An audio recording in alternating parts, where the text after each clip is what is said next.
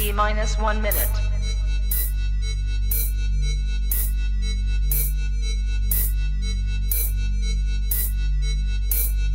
T minus 50 seconds.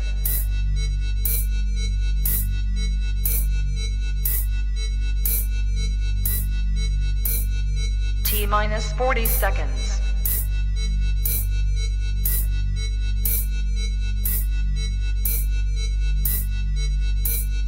T minus 30 seconds.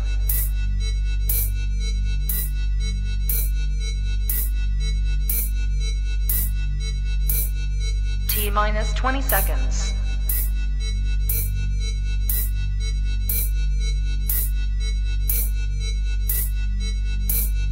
Ten, 9, 8, 7, 6, 5, 4, 3, 2, 1, 0.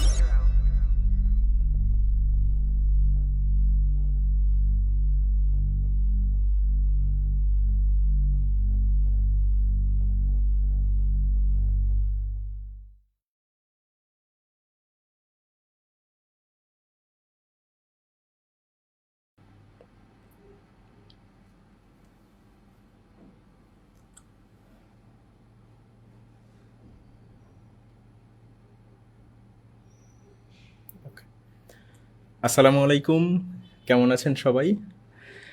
সবাই kindly একটু জানিয়ে দেন যে আমার ডিসপ্লেটা ঠিকঠাকভাবে আপনারা দেখতে পাচ্ছেন কিনা এবং আমার ভয়েসটা আপনাদের কাছে প্রপারলি ঠিকঠাকভাবে যাচ্ছে কিনা।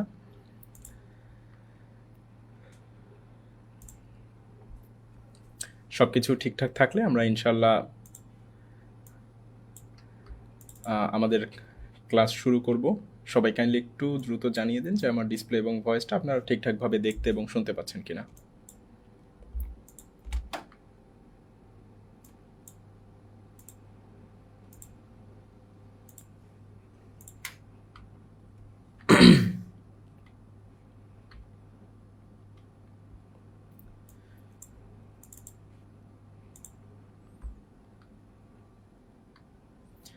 ওকে, তো আশা করছি আমার ডিসপ্লে এবং সাউন্ড আপনাদের কাছে ঠিকঠাকভাবেই যাচ্ছে। তো চলেন আমরা আমাদের ডিসকাশন শুরু করি। তো আমরা মোটামুটি আমাদের কন্টেন্ট ক্রিয়েশন জার্নির মধ্যে ঢুকে গিয়েছি। আমরা হচ্ছে ক্যামেরা সম্পর্কে বেসিকটুকু জেনেছি। এবার হচ্ছে আমাদের আমরা যারা ক্যামেরা কন্টেন্টের নিশটা সিলেক্ট করে ফেলেছি তাদের মধ্যে আমি হচ্ছে অনেকগুলো নিশ নিয়ে আপনাদের সাথে কথা বলবো। মেইনলি হচ্ছে আপনারা যারা ক্যামেরা কন্টেন্ট নিয়ে কাজ করবেন তার মধ্যে হচ্ছে বেশ কয়েক ধরনের কন্টেন্ট থাকতে পারে, যেমন হচ্ছে ফেস ক্যাম কন্টেন্ট। আমি হচ্ছে মূলত এই আপনাদের সমস্ত নিশগুলোকে 3টা ক্যাটাগরির আন্ডারে নিয়ে এসেছি। একটা হচ্ছে আপনার ফেস ক্যাম কন্টেন্ট, অর্থাৎ আপনি ইনফোগ্রাফে কথা বলেন, টেক রিভিউ করেন, বা আপনি হচ্ছে ধ্রুব রাঠির মতো ভিডিও করেন, হচ্ছে এনায়েত চৌধুরীর মতো ভিডিও করেন, আপনি হচ্ছে মেকআপ ভিডিও করেন। আপনি যে ধরনের ভিডিও করেন এই সমস্ত ফেস ক্যাম ক্যাটাগরিগুলোকে আমি একটা ক্যাটাগরি ফেস ক্যাম হিসেবে ধরেছি। এরপর হচ্ছে ওভারহেড যেগুলো আপনার কুকিং, এরপরে হচ্ছে আপনার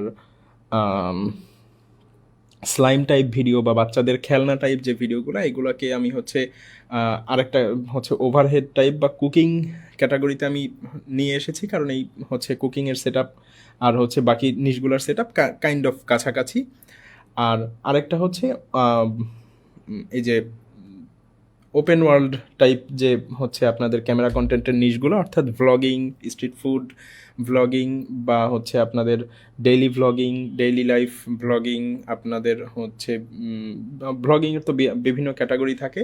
সো আমি সমস্ত ভ্লগিং বা এই জাতীয় জিনিসগুলোকে একটা ক্যাটাগরিতে নিয়ে এসেছি। মোটামুটি আমরা আমাদের যাদের ক্যামেরা কন্টেন্টের নিশ সিলেক্ট করেছি, যারা ক্যামেরা কন্টেন্ট বানাবো, তাদের সবার নিশই এই 3টা ক্যাটাগরির মধ্যে চলে আসবে। এবং আমি মূলত এই সবগুলো নিশ ধরেই কথা বলবো যে আপনাদের আসলে ক্যামেরা কন্টেন্ট শুরু করার ক্ষেত্রে কি কি বিষয় খেয়াল রাখা উচিত, ক্যামেরার আপনাদের হচ্ছে কেমন রাখা উচিত, লাইটিং কেমন রাখা উচিত, আপনার স্টোরি বোর্ডিং কেমন করা উচিত, ভিজুয়াল কেমন চিন্তা করা উচিত, কন্টেন্ট ফ্রেমওয়ার্ক কীভাবে সাজানো উচিত, এই সব কিছু নিয়ে আমরা হচ্ছে আজকে ডিসকাস করব। কারণ আমরা ক্যামেরা কন্টেন্ট বানানোর কথা মাথায় আসলেই বা ক্যামেরা কন্টেন্টের কথা চিন্তা করলে আমরা এরকম একটা জিনিস মাথায় আসে যে ক্যামেরা ধরবো আর ভিডিও করব, কিন্তু ওই ক্যামেরা ধরা আর ভিডিও করার মাঝখানে অনেকগুলা জিনিস চলে যায়।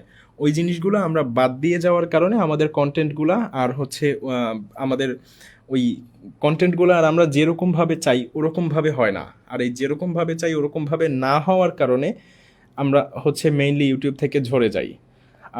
আমাদের কাছে হয়তো বা কন্টেন্টগুলো, আমরা যেহেতু নিজেদের কন্টেন্ট নিজেরা দেখছি মনে হচ্ছে টপ নচ, কিন্তু আসলে কন্টেন্টগুলো টপ নচ হয় নাই। এই জন্য ভিউয়ারের কাছে আপনার কন্টেন্ট যখন ভিউয়ারের কাছে যায়, ভিউয়ার ওইটা দেখে না। এটা যদি এরকম হয়তো ভাইস ভার্সা, যে ভিউয়ার আপনারই ওই কন্টেন্টটা আরেকজনের কাছ থেকে আপনার ফিডে এসেছে, আপনি কিন্তু ওই কন্টেন্টটা দেখতেন না। তো এই ভুলগুলোকে আমরা কিভাবে ওভারকাম করতে পারি, এই সমস্ত বিষয় নিয়েই আমরা হচ্ছে আজকে আলোচনা করব।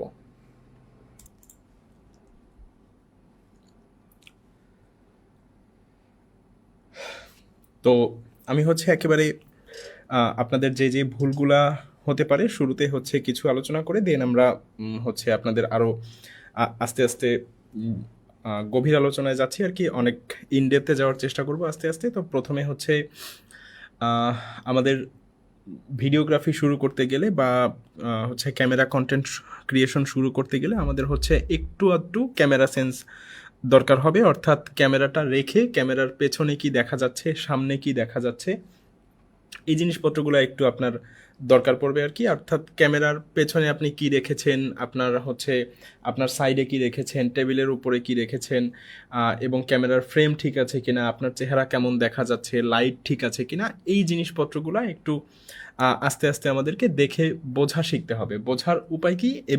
এবি টেস্ট করা। পয়েন্টগুলো খাতায় নোট করবেন। আর নোট করার বিষয়ে আরও একবার বলে রাখি, সেটা হচ্ছে যে যত বেশি নোট করতে পারবেন সে তত বেশি শিখতে পারবেন। সো হচ্ছে অল্প একটু নোট করার সময় মনে হতে পারে যে অল্প একটু লিখে রাখি, আমি নিজে বুঝলেই হবে, এরকম না। আপনি যত বেশি লিখতে পারবেন, যত বেশি করে নোট করতে পারবেন, তত বেশি শিখতে পারবেন। সো এবি টেস্ট করে আপনি হচ্ছে একটা কন্টেন্টের আপনার কম্পিটিটরের সাথে আপনি হচ্ছে কম্পেয়ার করতে পারেন যে আপনার আসলে কম্পিটিটর কেমনভাবে কন্টেন্ট শ্যুট করেছে এবং আপনি কেমনভাবে কন্টেন্ট শ্যুট করছেন। সো আপনি হচ্ছে কন্টেন্ট আইডিয়া জেনারেট করলেন, সেটা নিয়ে কাজ করা শুরু করলেন, কিন্তু আপনার শর্টের ভেতরে আপনাকে ওইরকমভাবে ভালো দেখা যাচ্ছে না, অর্থাৎ ভিজুয়ালটা খারাপ, আপনার লাইটিং হয়তো বা খারাপ, অথবা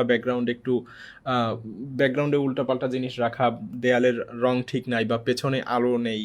সো এই জিনিসপত্রগুলোর কারণে আপনার হচ্ছে প্রথমেই একটা মেসি একটা ভাইব দেয়, বা প্রথমে আপনি যে গোছালো না এই ভাইবটা চলে আসে। সো এই ভাইবটা ভিউয়ারকে কোনোভাবেই দেয়া যাবে না, এবং প্রথম দেখাতেই ভিউয়ারের এরকম একটা ইমপ্রেশন আপনার প্রতি ক্রিয়েট হতে হবে যে আপনি অনেক প্রফেশনাল একজন কন্টেন্ট ক্রিয়েটর। কারণ কি? কারণ হচ্ছে আপনি আমার কথা এখানে বসে বসে এজন্যই শুনছেন কারণ আপনার কাছে মনে হচ্ছে যে আমি আপনার থেকে অনেক বেশি জানি এবং আমি আপনাকে আরও বেশি জানাতে পারবো। সো এটা আপনার আমাকে দেখে মনে হয়েছে, শুনে মনে হয়েছে, এজন্যই আপনি বসে বসে আমার কথা শুনছেন না। বা আপনি যখন কোনো কন্টেন্ট চাপ দেন ইউটিউবে, সেই কন্টেন্টটা আপনি এজন্যই দেখেন কারণ আপনার কাছে মনে হয় যে এই কন্টেন্টে যা আছে সেটা আমি জানি না এবং ওটা আমি নতুন করে জানবো। ওইটা কি দেখে বোঝেন? ওইটা হয়তো বা কন্টেন্টের থাম্বনেইল দেখে বোঝেন, বা কন্টেন্টের প্রথম 30 সেকেন্ড দেখে বোঝেন, ইন্ট্রো দেখে বোঝেন। এটা দেখে আপনি ডিসিশন নেন। এখন আপনি যখন ক্যামেরা কন্টেন্ট ক্রিয়েট করছেন, তো ক্যামেরা কন্টেন্টে আপনার হচ্ছে ফার্স্ট ইমপ্রেশনটাই অনেক সুন্দর হতে হয়। আপনার যদি প্রথমে ফ্রেমিং খারাপ হয় বা হচ্ছে কন্টেন্টের মধ্যে আপনি আপনার হচ্ছে ব্যাকগ্রাউন্ডে ঠিকমতো লাইট নেই, বা আপনার গোটা শটের মধ্যেই ঠিকমতো লাইট নেই, এরকম যদি হয় তাহলে হচ্ছে আপনার প্রথম থেকেই ভিউয়ার এরকম ফিল পায় যে আপনার এরকম একটা ব্যাড ফিল পায় আর কি, যেটা তার সাবকনশাস মাইন্ডে সেটা ফিল করে। সেটা সে ডিরেক্ট হয়তো বা আপনাকে বলতেও পারবে না যে কন্টেন্টটা সে কেন দেখে নাই, কিন্তু তার সাবকনশাস মাইন্ড থেকে ওই জিনিসটা রিজেক্ট করতেছে, এজন্য সে আপনার কন্টেন্ট ডিরেক্ট কেটে দিবে। সো আপনার কিন্তু আপনার অডিয়েন্স আপনাকে বলবে না বা কমেন্টেও জানাবে না যে আপনার ফ্রেমিং খারাপ, আপনার ভালো দেখাচ্ছে না, আপনার লাইটিং পুয়ার, কারণ এত কিছু তো তারা বোঝে না। তারা হচ্ছে তাদের সাবকনশিয়াস মাইন্ড থেকে রিজেকশন আসছে যে না এটা এই কন্টেন্টটা হয়তো বা ভালো না, আমাকে ওরকমভাবে হেল্প করতে পারবে না, সো এই জন্য তারা আপনার কন্টেন্ট কেটে দিবে। এছাড়া আপনার যদি ভিজুয়াল দুর্বল থাকে সেক্ষেত্রে তারা ওইরকমভাবে আপনাকে ট্রাস্ট করতে পারে না। আপনার মনে হয় যে এইকে দেখেই অত ভালো লাগছে না, তো এ আর কত দূর পর্যন্তই বা আমাকে জানাবে। সো আর ইউটিউবে হচ্ছে মানুষ আপনাকে যদি ক্যামেরা কন্টেন্ট হয় দেখবেন যে হচ্ছে আগে মানুষ আপনি নিজেই যখন অন্যকে দেখেন তখন হচ্ছে আগে তার ভিজুয়াল দেখেন, এরপর গিয়ে সে হচ্ছে কি বলে সেইটা দেখেন। আপনি কিন্তু আগে সে কি বলে সেইটা দেখেন না, কারণ আপনি যদি ক্যামেরা কন্টেন্ট ক্রিয়েটরদের ফলো করেন, ইন্টারন্যাশনালি ফলো করেন, তাহলে হচ্ছে আপনার আনবক্স থেরাপি বা MKBHD অথবা যদি দেশীয় কন্টেন্ট ক্রিয়েটরদেরকে দেখেন তাহলে স্যামজন বা হচ্ছে এই জাতীয় কন্টেন্ট ক্রিয়েটর যারা আছে এদেরকে দেখবেন যে এরা তাদের ভিজুয়ালে খুব বেশি করে ফোকাস দেয়। তাদের ভিডিওর মধ্যে আপনি দেখবেন যে লাইটিং খুব পারফেক্ট হয়, ব্যাকগ্রাউন্ড খুব পারফেক্ট হয়। এইটা হওয়ার কারণ কি? কারণ হচ্ছে মানুষ এই টেক জনরায় বা আপনার কুকিং জনরায় যেগুলো ক্যামেরা কন্টেন্ট আর কি, আমি আপনাদেরকে একটু পরেই উদাহরণ দিয়ে দেখাবো, যেগুলো ক্যামেরা কন্টেন্ট এইগুলোতে মানুষ খুব সহজেই জাজ করে ফেলে। ক্যামেরা কোয়ালিটি খারাপ হলে আপনার খুব বেশি দেখতে চায় না। খারাপ কোয়ালিটির কন্টেন্ট কোনগুলো দেখায় আমি সেগুলোও দেখাবো, তবে এটা হচ্ছে এক্সেপশন। এটা হচ্ছে অতিরিক্ত ভ্যালু না থাকলে একটা কন্টেন্টে আপনার কোয়ালিটি খারাপ হলে মানুষ দেখে না। যখন হচ্ছে আপনার কন্টেন্ট ওভারঅল একটা কন্টেন্ট হয়, অ্যাভারেজ একটা কন্টেন্ট হয়, তখন কিন্তু মানুষ আপনার কন্টেন্ট দেখার আগে আপনার ভিজুয়ালি দেখবে যে আপনি আসলে কি দেখাচ্ছেন, আপনার টেবিলের উপরে কি আছে, আপনি কেমন জামা পরে আছেন, আপনার হচ্ছে মুখ অয়েলি কিনা, হচ্ছে আপনাকে দেখতে প্রিমিয়াম লাগছে কিনা, এই হচ্ছে আশপাশি মানুষ হচ্ছে আপনার একটু বেশি খেয়াল করে। তো আপনার যদি এরকম হয় যে আপনার আসলে ভিজুয়াল দেখেই ভালো লাগছে না, সেক্ষেত্রে কিন্তু মানুষ ওরকমভাবে আপনাকে দাম দেবে না। সো আপনি হচ্ছে এবং আপনার আপনাকে অনেক সময় ধরে আপনাকে ইউটিউবে হচ্ছে পড়ে থাকতে হবে। আপনি কন্টেন্ট ক্রিয়েটর মনোজ দেকে আপনি চিনেন কিনা আমি জানি না, আমি একটা কন্টেন্ট ক্রিয়েটরকে আপনাকে দেখাই। এই কন্টেন্ট ক্রিয়েটরটা অনেক দিন ধরে, এখন সে বেশ ভালো পজিশনে আছে, কিন্তু এই কন্টেন্ট ক্রিয়েটর অনেক দিন ধরে আপনার ইন্ডাস্ট্রিতে ছিল।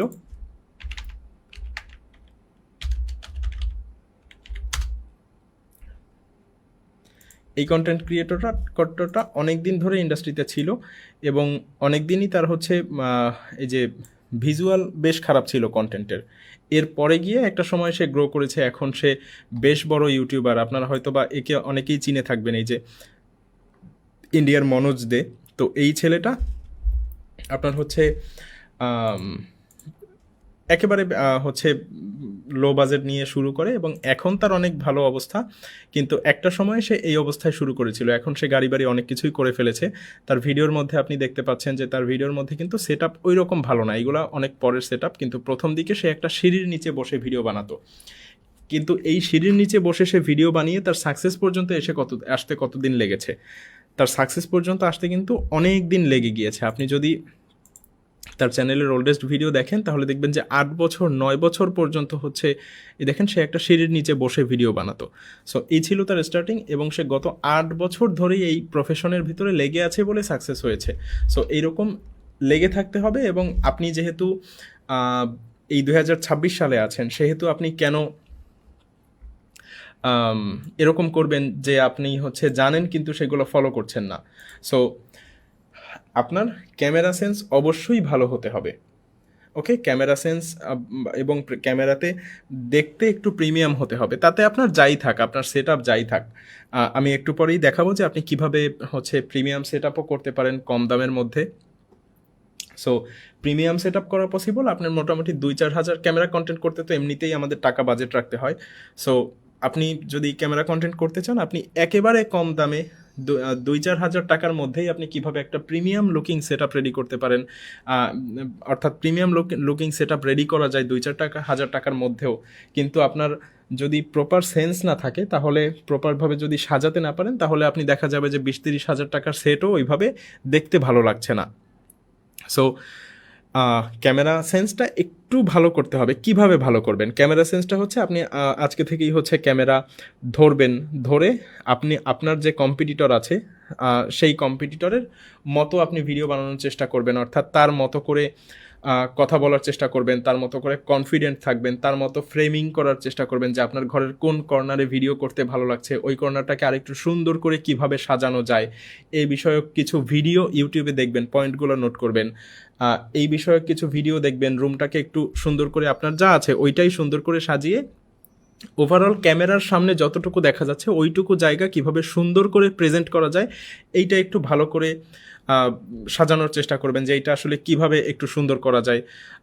এইভাবে আপনি যদি আস্তে আস্তে প্র্যাকটিস করেন, মোটামুটি এখন থেকেই প্র্যাকটিস করা শুরু করেন, দেখবেন যে আপনি যখন নিজে শ্যুট করা শুরু করবেন তখন আপনার ভেতরে একটা আলাদা কনফিডেন্স আসবে। আর যখন আপনার ব্যাকগ্রাউন্ড মেসি থাকে, ব্যাকগ্রাউন্ড সাজানো থাকে না, ব্যাকগ্রাউন্ডে উল্টাপাল্টা থাকে, তখন আসলে ওইভাবে নিজের ভেতরে কনফিডেন্সটাও আসে না। কথা বলার সময় ক্যামেরার সামনে আমি যখন কথা বলি বা শ্যুট করি তখন আমার নিজের কাছেও মনে হয় যে মানুষ আমাকে দেখে কি মনে করছে, কি ভাববে, আমার আমাকে দেখে হচ্ছে আমাকে যদি এলাকাবাসী দেখে ফেলে কি মনে করবে, সাবস্ক্রাইব করবে কিনা, এইরকম অনেক চিন্তাভাবনা আপনার মাথার ব্যাকএন্ডেই থাকে। সো আপনার ওই সময় কথা বলায়ও একটা জড়তা চলে আসে।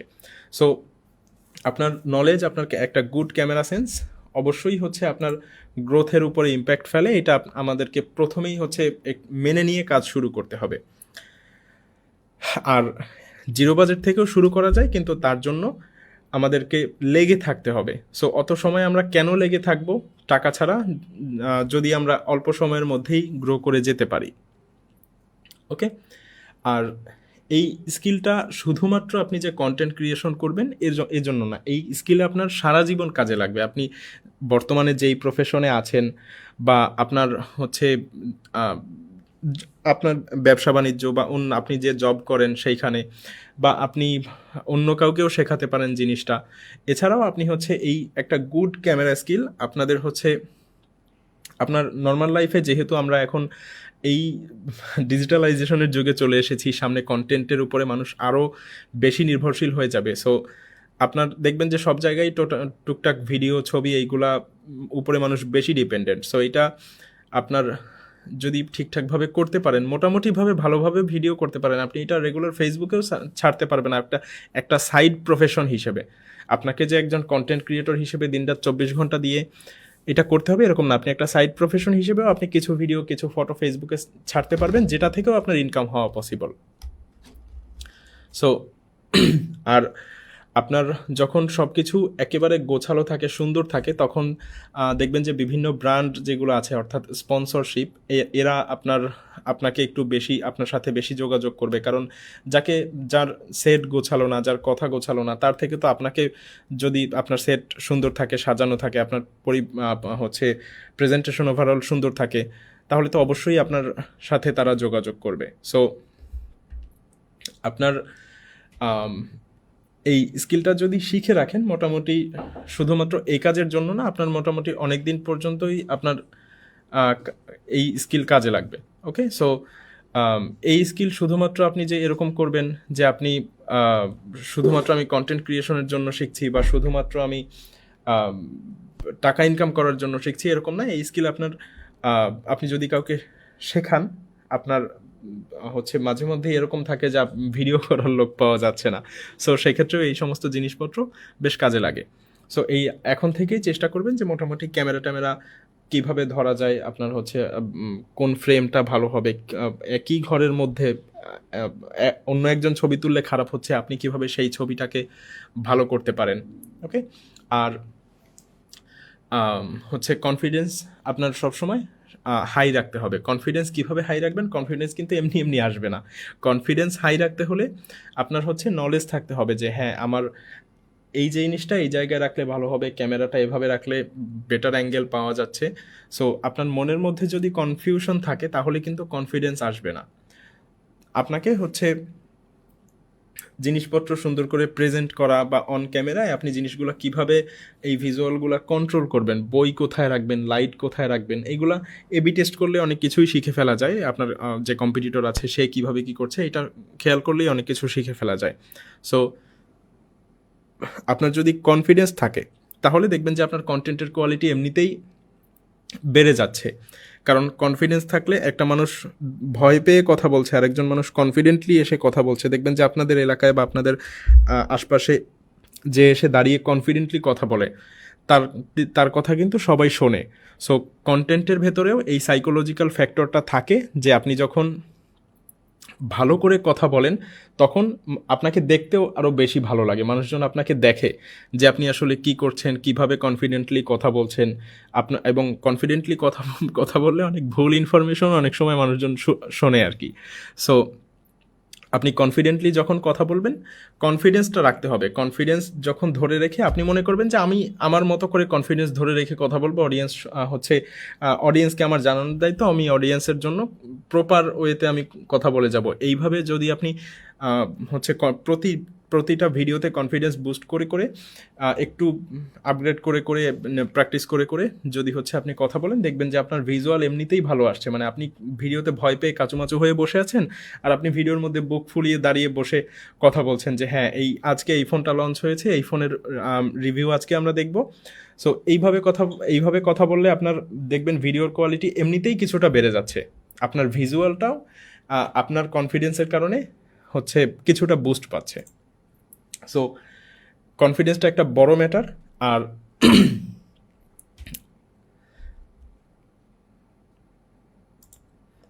আপনি কখনো ডিভাইসের জন্য ভয় পাবেন না। আপনার হচ্ছে এরকম ইন্ডাস্ট্রিতে অনেক কন্টেন্ট ক্রিয়েটর আছে যারা এখন পর্যন্ত ফোন থেকে শ্যুট করে। ইভেন ইন্ডাস্ট্রিতে এরকম কন্টেন্টও আছে যেই মুভি পর্যন্ত ফোন থেকে শ্যুট করা হয়েছে। সো আপনার যদি প্রেজেন্টেশন সুন্দর হয়, আপনার যদি ওভারঅল কাজবাজ সুন্দর হয়, পোস্ট প্রোডাকশন সুন্দর হয়, এডিটিং সুন্দর হয়, আর কেউ ধরতেও পারবে না যে আপনি ফোন দিয়ে শ্যুট করছেন নাকি এক্সপেন্সিভ কোনো ক্যামেরা দিয়ে শ্যুট করছেন নাকি লো কোয়ালিটির কোনো ক্যামেরা দিয়ে শ্যুট করছেন, এটা ধরা পসিবল হয় না। ওভারঅল আপনার কনফিডেন্স, আপনার প্রেজেন্টেশন, দেখবেন যে বর্তমানে অনেক কন্টেন্ট ক্রিয়েটররাই ফোন থেকে ভিডিও করে, ইভেন ব্লগ পর্যন্ত ফোন থেকে করে। সো আপনার যদি ওভারঅল প্রেজেন্টেশন সুন্দর না হয়, ওভারঅল প্রেজেন্টেশন যদি দেখে ওইভাবে ভালো মনে না হয়, তাহলে আপনার দামি ক্যামেরা দিয়ে শ্যুট করলেও আপনার কন্টেন্ট ওরকম পলিশড লাগবে না। কিন্তু আপনি যদি সুন্দর করে সাজিয়ে গুছিয়ে জিনিসটা সুন্দর করে প্রেজেন্ট করতে পারেন, তাহলে দেখবেন আপনার ডিভাইস কোনো ম্যাটার করছে না এইখানে। ওকে, সো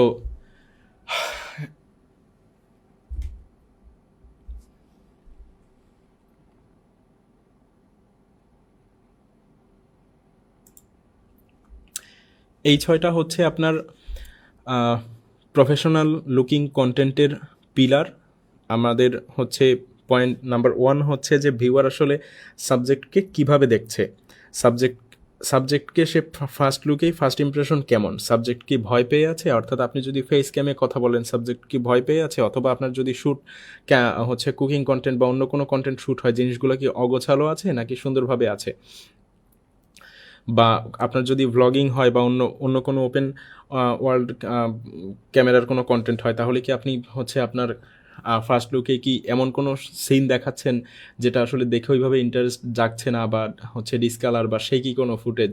অর্থাৎ ভিউয়ার প্রথমেই সাবজেক্টটাকে কিভাবে দেখছে, আপনার ফ্রেমিং কেমন ছিল, আপনাকে প্রথমবার দেখেই হচ্ছে সুন্দর লেগেছে কিনা। এরপর সেকেন্ড পিলার হচ্ছে যে আপনার সাবজেক্টকে পাওয়ারফুল লাগছে কিনা, ন্যাচারাল লাগছে কিনা, সিনেমাটিক লাগছে কিনা, নাকি অকওয়ার্ড লাগছে।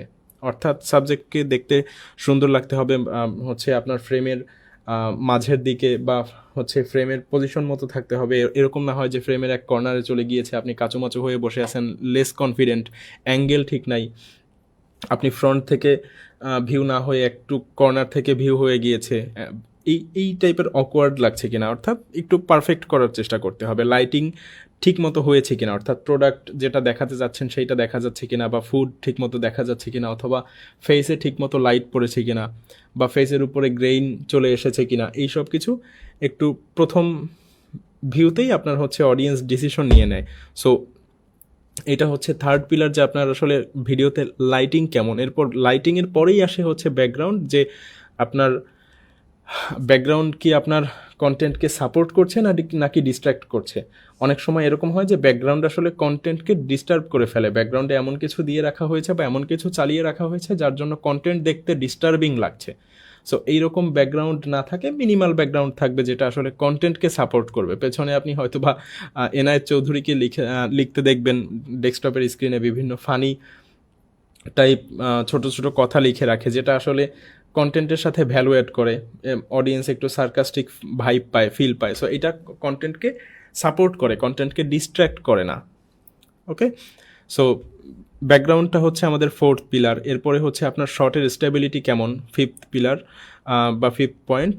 আপনার শর্ট কি কন্ট্রোল নাকি হচ্ছে ঝাঁকি লাগছে, শর্ট ক্যামেরা একটু সরে গিয়েছে, ক্যামেরা শ্যুট করার সময় একটু সরে যাচ্ছে, ক্যামেরা আপনি একভাবে সেট করেছিলেন, একটু পরে ক্যামেরা হালকা নুয়ে পড়েছে, এরকম কি না, বা হচ্ছে আপনার শর্টে বারবার ঝাঁকি লাগছে, বারবার ব্লার হয়ে যাচ্ছে, এরকম কি না, নাকি আপনার ওভারঅল শটটা সুন্দরভাবে শট হয়েছে, এইটা মানুষজনের চোখে পড়ে, কারণ এটা চোখে পড়ার মতোই জিনিস। এবং আপনার অডিও হচ্ছে কন্টেন্টের অনেক বড় একটা পয়েন্ট। অডিও যদি খারাপ হয় ওভারঅল কন্টেন্ট কেউ দেখবে না। সো অডিও শুনতে কমফোর্টেবল কিনা, লাউডনেস খুব বেশি কিনা অথবা লাউডনেস একেবারে কম কিনা, কোনো নয়েজ আছে কিনা, এইগুলা কিন্তু অডিয়েন্স শোনে। সো এইগুলা আমাদেরকে একটু মাথায় রাখতে হবে, যদিও এই প্রত্যেকটা পয়েন্ট নিয়ে আমরা আলাদা আলাদা বিস্তারিত আলোচনা করব।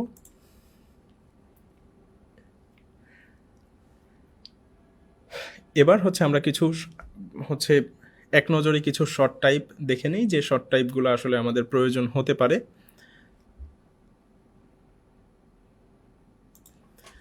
আপনার শর্টের মধ্যে হচ্ছে 3-4টা ক্যাটাগরির শর্ট থাকে। একটা হচ্ছে ওয়াইড শট, একটা medium shot, close up shot, extreme close up shot.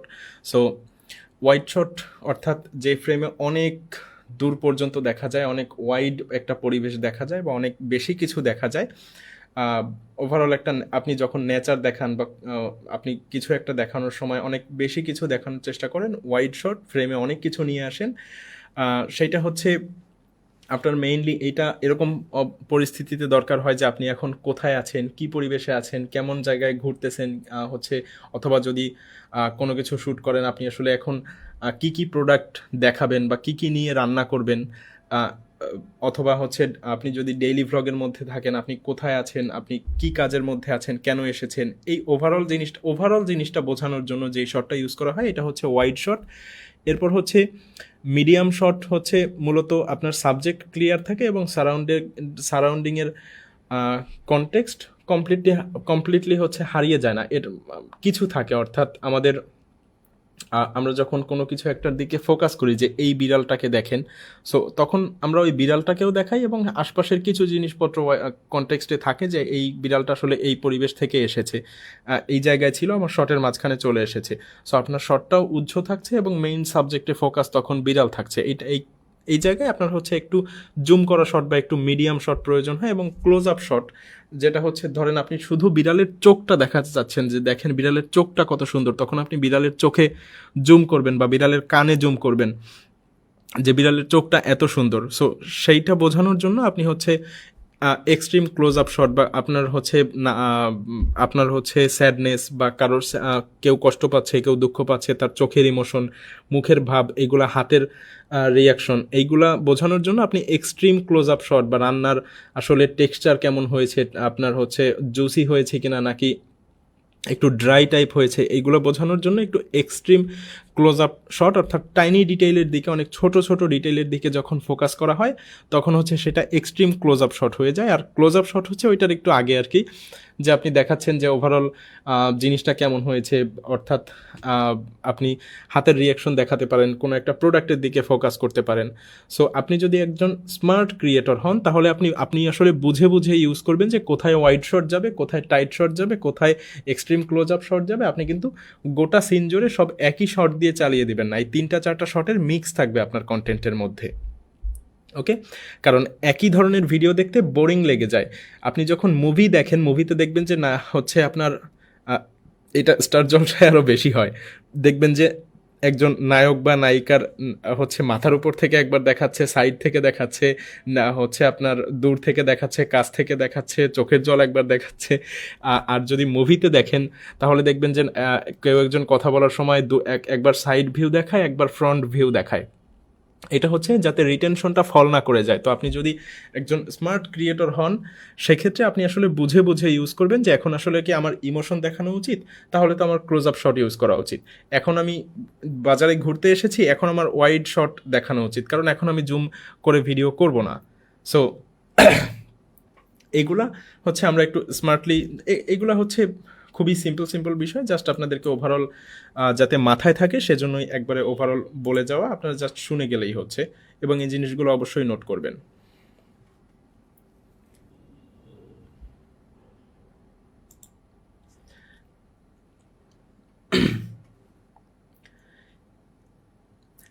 এরপর আপনার ফ্রেমিং সম্পর্কে যদি বলি, এখানে দেখেন 2-3টা ফ্রেম দেয়া আছে।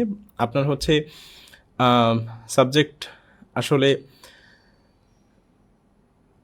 কেমন সাবজেক্ট আসলে সাবজেক্টকে অডিয়েন্স কেমন ফিল করবে, এটা কি সে ব্যালেন্সড ফিল করবে, নাকি হচ্ছে ক্যাজুয়াল ফিল করবে, উইক ফিল করবে, অ্যাক্সিডেন্টাল ফিল করবে, যে হচ্ছে অ্যাক্সিডেন্টাল ভুল হয়েছে, এরকম ফিল করবে। এই পুরোটাই আপনার ফ্রেমিংয়ের উপরে ডিপেন্ড করে।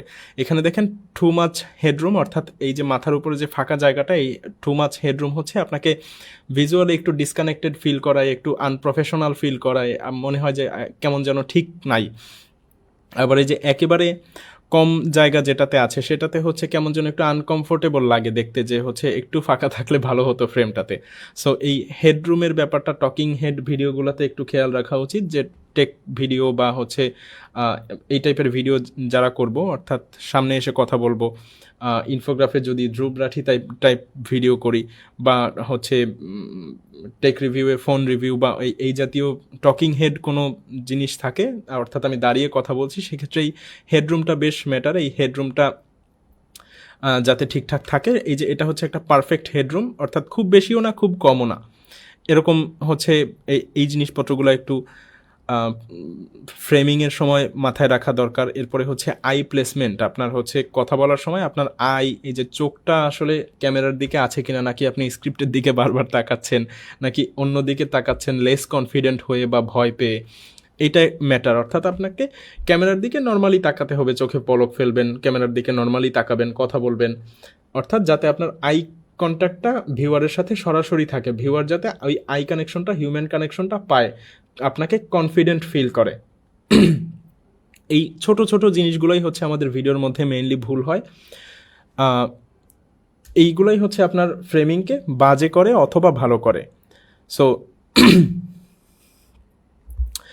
আপনার অন্যান্য প্রোডাক্ট ভিডিওগ্রাফির ক্ষেত্রেও সেম, কুকিং ভিডিওর ক্ষেত্রেও সেম, এবং আপনার ফ্রেমের মধ্যে বাড়তি কিছু চলে আসছে কিনা, অর্থাৎ এই যে দেখেন এই ভিডিওটার এই ফটোটার মধ্যে যদি এই সাইড থেকে একটা লাইটের কর্নার দেখা যেত, বা এই ফটোটার এই সাইড থেকে একটা লাইটের কর্নার দেখা যেত, বা একটা সফট বক্সের কর্নার দেখা যেত, বা কিছু একটা ডালপালা দেখা যেত, তখন এটাকে মনে হতো যে সিনটা কন্ট্রোলড না, এই সাইড থেকে এটা কেন চলে এসেছে। অনেক সময় মনে হয় না যে সিনেমায় শুটিংয়ের সময় ক্যামেরাম্যানকেই দেখা যায়।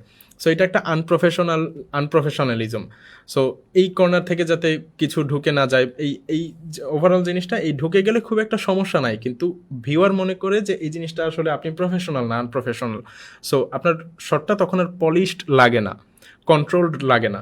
সো এই জিনিসপত্রগুলো আমরা একটু শটের সময় খেয়াল রাখবো।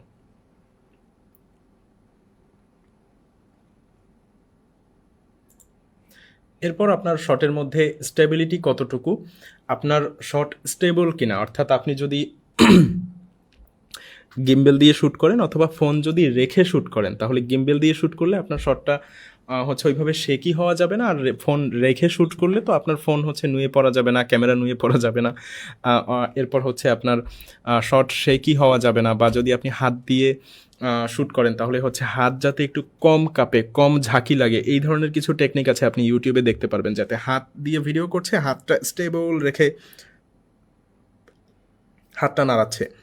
সো এই স্টেবল অবস্থায় যাতে হাতটা থাকে, হাতে যাতে খুব বেশি ঝাঁকি না লাগে, বডি মুভমেন্টটা যাতে স্টেবল থাকে, এটা হচ্ছে একটু ফলো করার বিষয়। আপনার এই ছোট ছোট জিনিস খেয়াল করলে আপনার শটের কোয়ালিটি অনেক ইমপ্রুভ হয়ে যাবে। ট্রাইপড ইউজ করতে পারেন, ট্রাইপডে হচ্ছে খুব সুন্দরভাবে লক থাকে, বডি লক, অর্থাৎ আপনার বডিটা খুব সুন্দরভাবে কন্ট্রোল করা শিখতে হবে, যে আপনার হাত নড়বে না, আপনার কোনোই আস্তে আস্তে নড়বে। এরপর ওয়াল সাপোর্ট ইউজ করতে পারেন, এটা খুবই সস্তায় করা যায়, যে আপনি ফোন ওয়ালে রেখে বা ক্যামেরা ওয়ালের সাথে সাপোর্ট দিয়ে রেখে টেবিল সাপোর্ট ইউজ করতে পারেন। হচ্ছে দুই হাত এক হাত দিয়ে শ্যুট করলে অনেক সময় হচ্ছে শটটা শেকই হয়, সেই ক্ষেত্রে এক হাত দিয়ে ভিডিও করার পরিবর্তে আপনি দুই হাত ইউজ করতে পারেন, সেক্ষেত্রে আপনার শটটা একটু কম শেকি হবে। আপনি নিজে একটু স্লো মুভমেন্ট করতে পারেন, তাহলে একটু শটটা কম শেকি হবে। এবং আপনার এই যে মুভমেন্ট কখনোই আপনার এনিমি না, কিন্তু আনমোটিভ মুভমেন্ট হচ্ছে আপনার এনিমি। যেই মুভমেন্টটা ওখানে থাকার কথা ছিল না, সেই মুভমেন্টটা ওখানে হুট করে চলে এসেছে, এইরকম মুভমেন্ট হচ্ছে আপনার এনিমি। এইরকম মুভমেন্ট অডিয়েন্স দেখলে মনে করে যে হচ্ছে এটা আপনাকে প্রফেশনাল ফিলটা আসে না আর কি। সো এই ছোট ছোট জিনিসগুলা শটের সময় খেয়াল রাখলে আমাদের হচ্ছে ভিজুয়াল কন্ট্রোল হচ্ছে আরও সুন্দর হয়, বা একটা স্টেবল ভিডিওগ্রাফি করতে পারবো, বা হচ্ছে অডিয়েন্সের সাথে আমাদের একটা ট্রাস্ট বিল্ড আপ হবে। এরপর আমাদের ব্যাকগ্রাউন্ডটা আমাদের আসলে কন্টেন্টটাকে সাপোর্ট করছে কিনা। ব্যাকগ্রাউন্ড কিন্তু শুধু একটা খালি জায়গা না, এটা একটা পার্ট অফ একটা মেসেজ আপনার ভিউয়ারদের কাছে, যে আপনি আসলে কি মেসেজ দিতে যাচ্ছেন, কি কন্টেন্ট বানাচ্ছেন, ভিউয়ারের সাথে কোন বিষয়টা প্রেজেন্ট করতে যাচ্ছেন, এবং আপনি ওভারঅল কন্টেন্টে কি প্রেজেন্ট করতে যাচ্ছেন, সেটার অনেকাংশই আপনার ব্যাকগ্রাউন্ডে থাকে। সো আপনার ব্যাকগ্রাউন্ড যদি মেসি হয়, অর্থাৎ ইরিলেভেন্ট, হচ্ছে বেশি ব্রাইট, বা হচ্ছে খুব বেশি হাবিজাবি জিনিসপত্র দিয়ে ভরা, তাহলে হচ্ছে আপনার কন্টেন্ট কোয়ালিটি হারায়। ওকে, সো আপনার টকিং হেড টাইপের যে ভিডিওগুলো আছে, এগুলোতে ব্যাকগ্রাউন্ড ডেপথ আপনাকে হচ্ছে বেশি প্রিমিয়াম ফিল করা। যেমন এই ব্যাকগ্রাউন্ডটা দেখেন, একটু মেসি টাইপ ব্যাকগ্রাউন্ড, এবং এই ব্যাকগ্রাউন্ডটা ক্লিন। এখানে একটা সুন্দর গাছ রাখা হয়েছে, এখানে একটা লাইট রাখা হয়েছে, কিন্তু এখানে অগোছালো বই রাখা হয়েছিল, অগোছালোভাবে কাগজ লাগানো ছিল। সো এর থেকেও খারাপ ব্যাকগ্রাউন্ড থাকে আমাদের। সো এই আমাদের হচ্ছে যতটুকু জায়গাতে আমরা ভিডিও করব অতটুকু সুন্দর ক্লিন রাখার চেষ্টা করব, সুন্দরভাবে, যাতে আমাদের মিনিমাল লাগে, ব্যাকগ্রাউন্ডটা খুব বেশি খারাপ না লাগে। পেছনের জিনিসপত্রগুলোই দেখেন এখানে কেমন লাগছে, আর এটাকে কত সুন্দর কন্ট্রোলড মনে হচ্ছে। সো এইভাবে আমরা হচ্ছে ব্যাকগ্রাউন্ড, এইখানে দেখেন এই যে ফুডের টেস্টও কিন্তু আপনার কিন্তু এই খাবারটার থেকে এই খাবারটা দেখে বেশি টেস্টি লাগতেছে, কারণ ক্লিন সেট আপের কারণে। এইটা দেখে দেখেন কতটুকু টেস্টি লাগে, আর এইটা দেখে দেখেন একটা লাক্সারি, একটা প্রিমিয়াম ফিল আসে, যে বাহ কত সুন্দর খাবার। কিন্তু আসলে খাবার দুইটাই একই, শুধুমাত্র প্রিমিয়ামনেসের কারণে আপনার অডিয়েন্স আপনাকে রিজেক্ট করবে। সো এই ব্যাকগ্রাউন্ডটা আমাদের কনসিডারেশনে রাখা উচিত।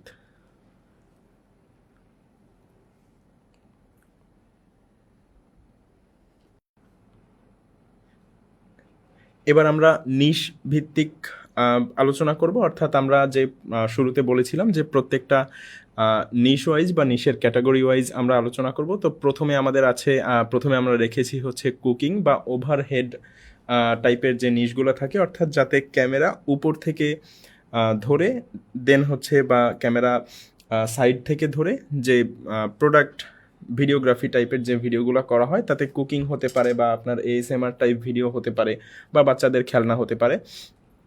এই টাইপ ভিডিওগুলোতে আমি হচ্ছে একটা নিশ দিয়ে উদাহরণ দিব, আর আপনারা হচ্ছে এইটা বেশ ভালো করে খেয়াল করবেন। খেয়াল করলে মোটামুটি আপনাদের বাকি যে সমস্ত নিশ নিয়ে আমি আলোচনা করছি না, সেগুলোও মোটামুটি বেশ ভালোভাবেই বুঝে যাবেন। আমি চেষ্টা করব যে সবগুলা কভার করার জন্য। সো কুকিং টাইপের ভিডিওগুলোতে আমাদের এইটা হচ্ছে, আমরা অনেকেই কুকিং ভিডিওকে দেখে মনে করি যে এইটা আসলেই আমাকে সুন্দর রান্না পারতে হবে, বা সুন্দর রান্নায় স্বাদ আসতে হবে, কিন্তু ভিডিও দেখে তো আর রান্নার স্বাদ বোঝা যায় না, বা ভিডিও দেখে রান্না মজা লাগে না। ভিডিও দেখে আপনার একটা ফিল আসে। তো এটা কিন্তু শুধুমাত্র আপনার রান্না না, বা রান্না পারা না, এটা কাইন্ড অফ একটা ভিজুয়াল এক্সপিরিয়েন্স।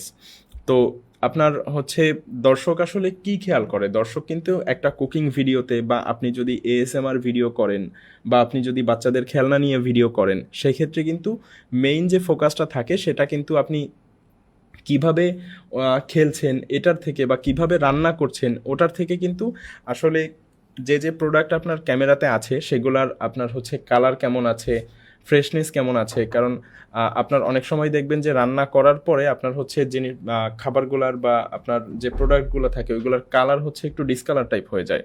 কিন্তু আপনি যে কুকিং ভিডিওগুলো দেখেন ওই কুকিং ভিডিওগুলোতে আপনি দেখবেন যে হচ্ছে কালারগুলো কিন্তু আপনার হচ্ছে ভিজুয়ালি অ্যাপিলিং থাকে, কালারগুলো ওরকমভাবে আপনার ডিসকালার হয় না। তো এই জায়গায় মেইনলি আপনার হচ্ছে এই যে খাবারের যে ফ্রেশনেস বা খাবারের যে টেক্সচার এইগুলা আপনার হচ্ছে মেইনলি দর্শক খেয়াল করে। দর্শককে কিন্তু আপনি যদি একটা ভালো খাবার যদি দেখতে ভালো না হয় কিন্তু খাবারটার স্বাদ ভালো হয়েছে সেটা তো আর দর্শক বুঝতে পারবে না। সো দর্শককে বোঝানোর জন্য কুকিং ভিডিওর ব্যাকএন্ডে অনেক সময় এরকমও হয় যে রান্না আধা সিদ্ধ অবস্থায় উঠিয়ে ফেলা হয়েছে কালার রাখার জন্য, যাতে ওভারঅল কালারটা সুন্দর থাকে। হয়তো বা চাল ঠিকমতো ফোটেনি বা ডালের কালার সবুজ রাখার জন্য বা হলুদ রাখার জন্য পুরোপুরি ফোটানো হয়নি। সো এরকম অবস্থায় তুলে ফেলা হয়, কারণ পুরোপুরি ফোটালে আপনার এই ডালটা ফ্যাকাশে কালার হয়ে যাবে, কিন্তু ওই ফ্যাকাশে কালারটা ভিডিওতে ওরকমভাবে ভালো লাগে না। সো এই জন্য অর্ধেক সিদ্ধ করা হয়, অর্থাৎ গোটা জিনিসটাই আপনার কাইন্ড অফ একটা অভিনয় বলতে পারেন। সো এই জায়গায় আপনার হচ্ছে রান্নার কালার, রান্নার লাইট, রান্নার অ্যাঙ্গেল, রান্নার টেক্সচার এইগুলা হচ্ছে মেইনলি মানুষ খেয়াল করে। আর খাবারটা আসলে সর্বশেষে খাবারটা দেখতে কতটা সুন্দর লাগছে স্বাদের থেকে, এইটা সব থেকে বেশি গুরুত্বপূর্ণ। সো কুকিং ভিডিওতে আমরা হচ্ছে অনেক সময় এটা ভুলে যাওয়ার কারণে আমরা হচ্ছে এই কালারের দিকে খেয়াল রাখি না। আর এই টাইপের ভিডিওর জন্য শ্যুটের আগে যে জিনিসগুলো দরকার সেটা হচ্ছে যে আমাদের ভিডিওগুলো কেমন হবে সেটা আগে সেট করা। আমাদের ভিডিও কি আমরা হচ্ছে রেসিপি ভিডিও করব নাকি শর্ট ভিডিও করব নাকি হচ্ছে সিনেমাটিক ফুড টাইপের ভিডিও করব। এরপর আপনি যে রান্নাগুলো করবেন সেই রান্নাগুলোর সব উপকরণগুলো একসাথে রাখা, যাতে হচ্ছে আপনার ওইটাও একটা আলাদা শর্ট হিসেবে চালাতে পারেন। এরপর হচ্ছে আপনার এইগুলা বিরোল হিসেবে চালাতে পারেন। এরপর আপনার বিরল মিন্স হচ্ছে আপনার ভিডিও চলাকালীন মাঝে মাঝে এই টাইপের শর্ট আসে দেখবেন, এই টাইপের শর্ট হিসেবে চালিয়ে দিতে পারেন। এরপর গোটা জিনিসটা যাতে একটু প্রিমিয়াম লাগে এবং আপনার প্রত্যেকটা ধাপে আপনি কি দেখাবেন, কোন ধাপের পরে কোন ধাপ দেখাবেন, এটা যাতে কোনোটা মিস না হয়ে যায়, সেজন্য ওভারঅল শর্টটা প্ল্যান করলে আপনি যদি হচ্ছে 5 মিনিট বসে মোটামুটি এটা প্ল্যান করেন আপনার মোটামুটি অনেক সময় বেঁচে যাবে। সো এই টুকটাক প্রস্তুতি নিয়ে আপনি যদি হচ্ছে আপনার ভিডিও শ্যুট শুরু করেন তাহলে মোটামুটি আপনি অনেকখানি বেনিফিট পাবেন। সো কুকিং ভিডিওতে আসলে শর্ট কত ধরনের হয় বা কত ধরনের আপনার অ্যাঙ্গেল হওয়া পসিবল বা শর্ট কত ধরনের হওয়া পসিবল, কারণ আমরা অনেকেই কুকিং ভিডিও করতে গিয়ে মেইনলি যে ভুলটা করি সেটা হচ্ছে একটা জায়গায় বা এই টাইপের ভিডিও করতে গিয়ে একটা অ্যাঙ্গেল থেকে ভিডিওটা করি, অর্থাৎ একটা ক্যামেরা সেট করে রেখে ভিডিওটা করি এবং ফলাফল গোটা ভিডিওটা বোরিং হয়ে যায়।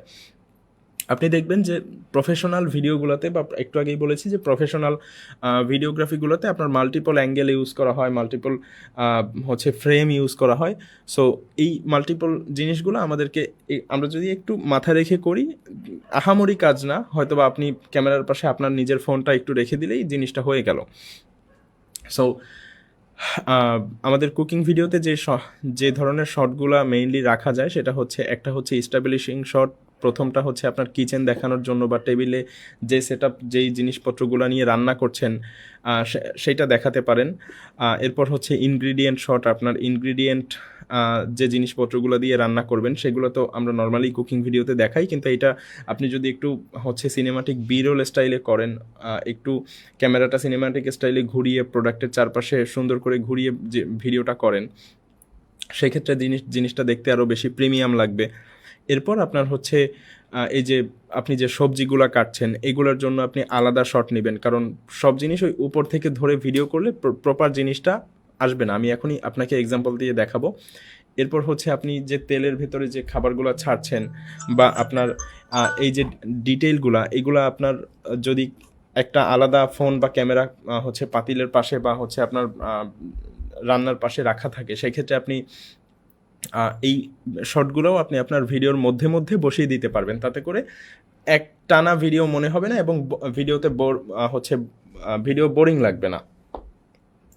আপনি যে শটটা নিচ্ছেন অর্থাৎ এখন হচ্ছে আপনি হয়তোবা আহ, তেলে তেলের মধ্যে কোনো একটা খাবার দিলেন বা তেলের মধ্যে সবজি দিলেন, ওইটা আপনার হচ্ছে যদি আলাদা করে আপনি শট নিতে যান তাহলে আপনার ক্যামেরা খুলে বা হচ্ছে আলাদা করে শট নিতে হবে। কিন্তু আপনার আহ, হচ্ছে যদি একটা সেকেন্ডারি ক্যামেরা রাখেন সেক্ষেত্রে আপনার ওই শটটা হচ্ছে আপনার আলাদা করে নিতে হয় না। এছাড়াও আপনার প্রাইমারি ক্যামেরা থেকেও সেকেন্ডারি ক্যামেরার শট বের করার হ্যাকস আছে, যেগুলো আমি বলবো আপনাদেরকে একটু পরেই। তারপরে হচ্ছে ক্লোজ আপ ডিটেইল শট, অর্থাৎ রান্নাটা অনেক টেস্টি হচ্ছে। যেমন আমি যদি দেখাই আপনাদেরকে একটা উদাহরণ দেই, এই যে এইটা হচ্ছে অনেক ক্লোজ আপ শট, রান্নাটা অনেক টেস্টি হচ্ছে বা ইনগ্রিডিয়েন্ট দেয়া হচ্ছে, সেইটাও হচ্ছে বোঝানোর জন্য একটা আলাদা শট ইউজ করা হয়, ট্রানজিশন শট ইউজ করা হয় একটা রান্না থেকে একটা ফ্রেম থেকে আরেকটা ফ্রেমে যাওয়ার জন্য। এরপর আপনার হচ্ছে ফাইনালি হচ্ছে রান্নাটা হয়ে যাওয়ার পরে আপনার ফাইনাল শট দেওয়া হয়। এরপর হচ্ছে প্লেট সার্ভিং বা এরপরে হচ্ছে আপনার টেস্ট রিয়াকশন, এটা হচ্ছে দিলেও হয় না দিলেও হয়।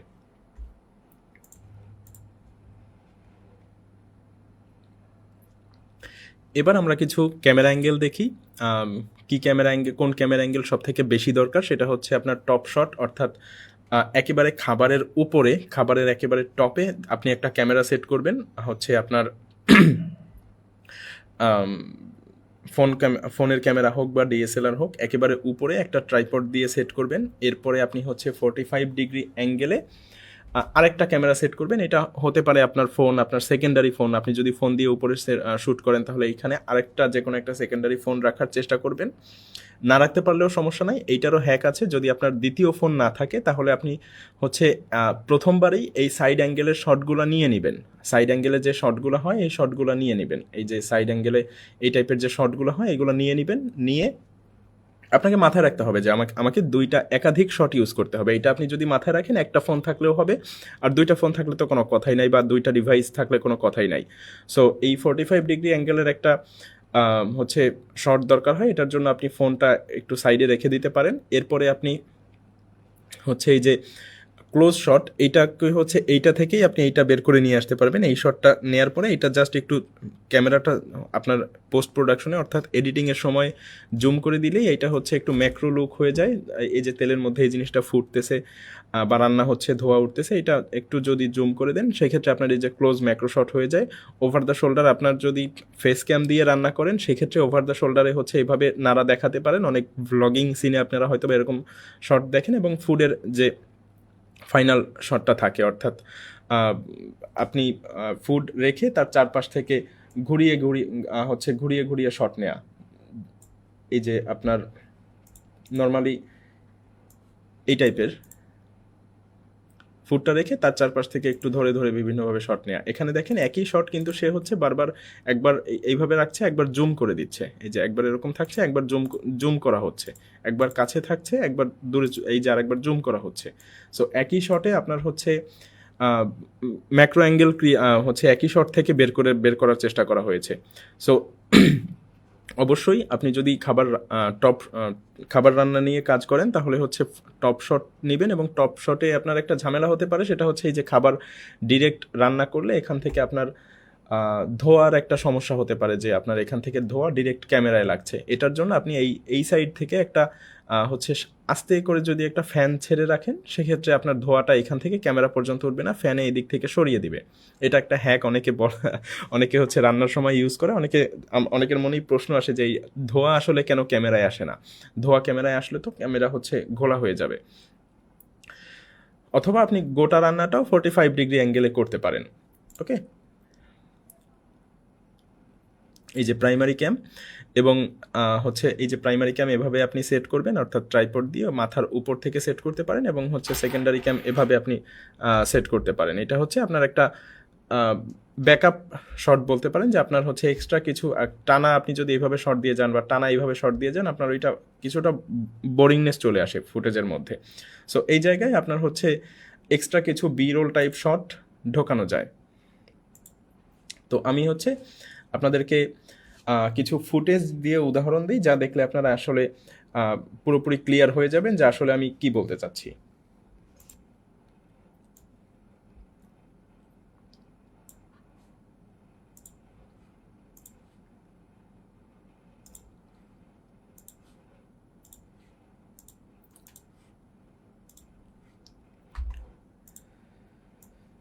এখানে আপনি যদি একটু খেয়াল করেন, আমি হচ্ছে এখানে কিছু গুড শট এবং ব্যাড শট দিয়ে আপনাকে উদাহরণ দিচ্ছি। আপনি প্রথমে এই ভিডিওটা দেখেন।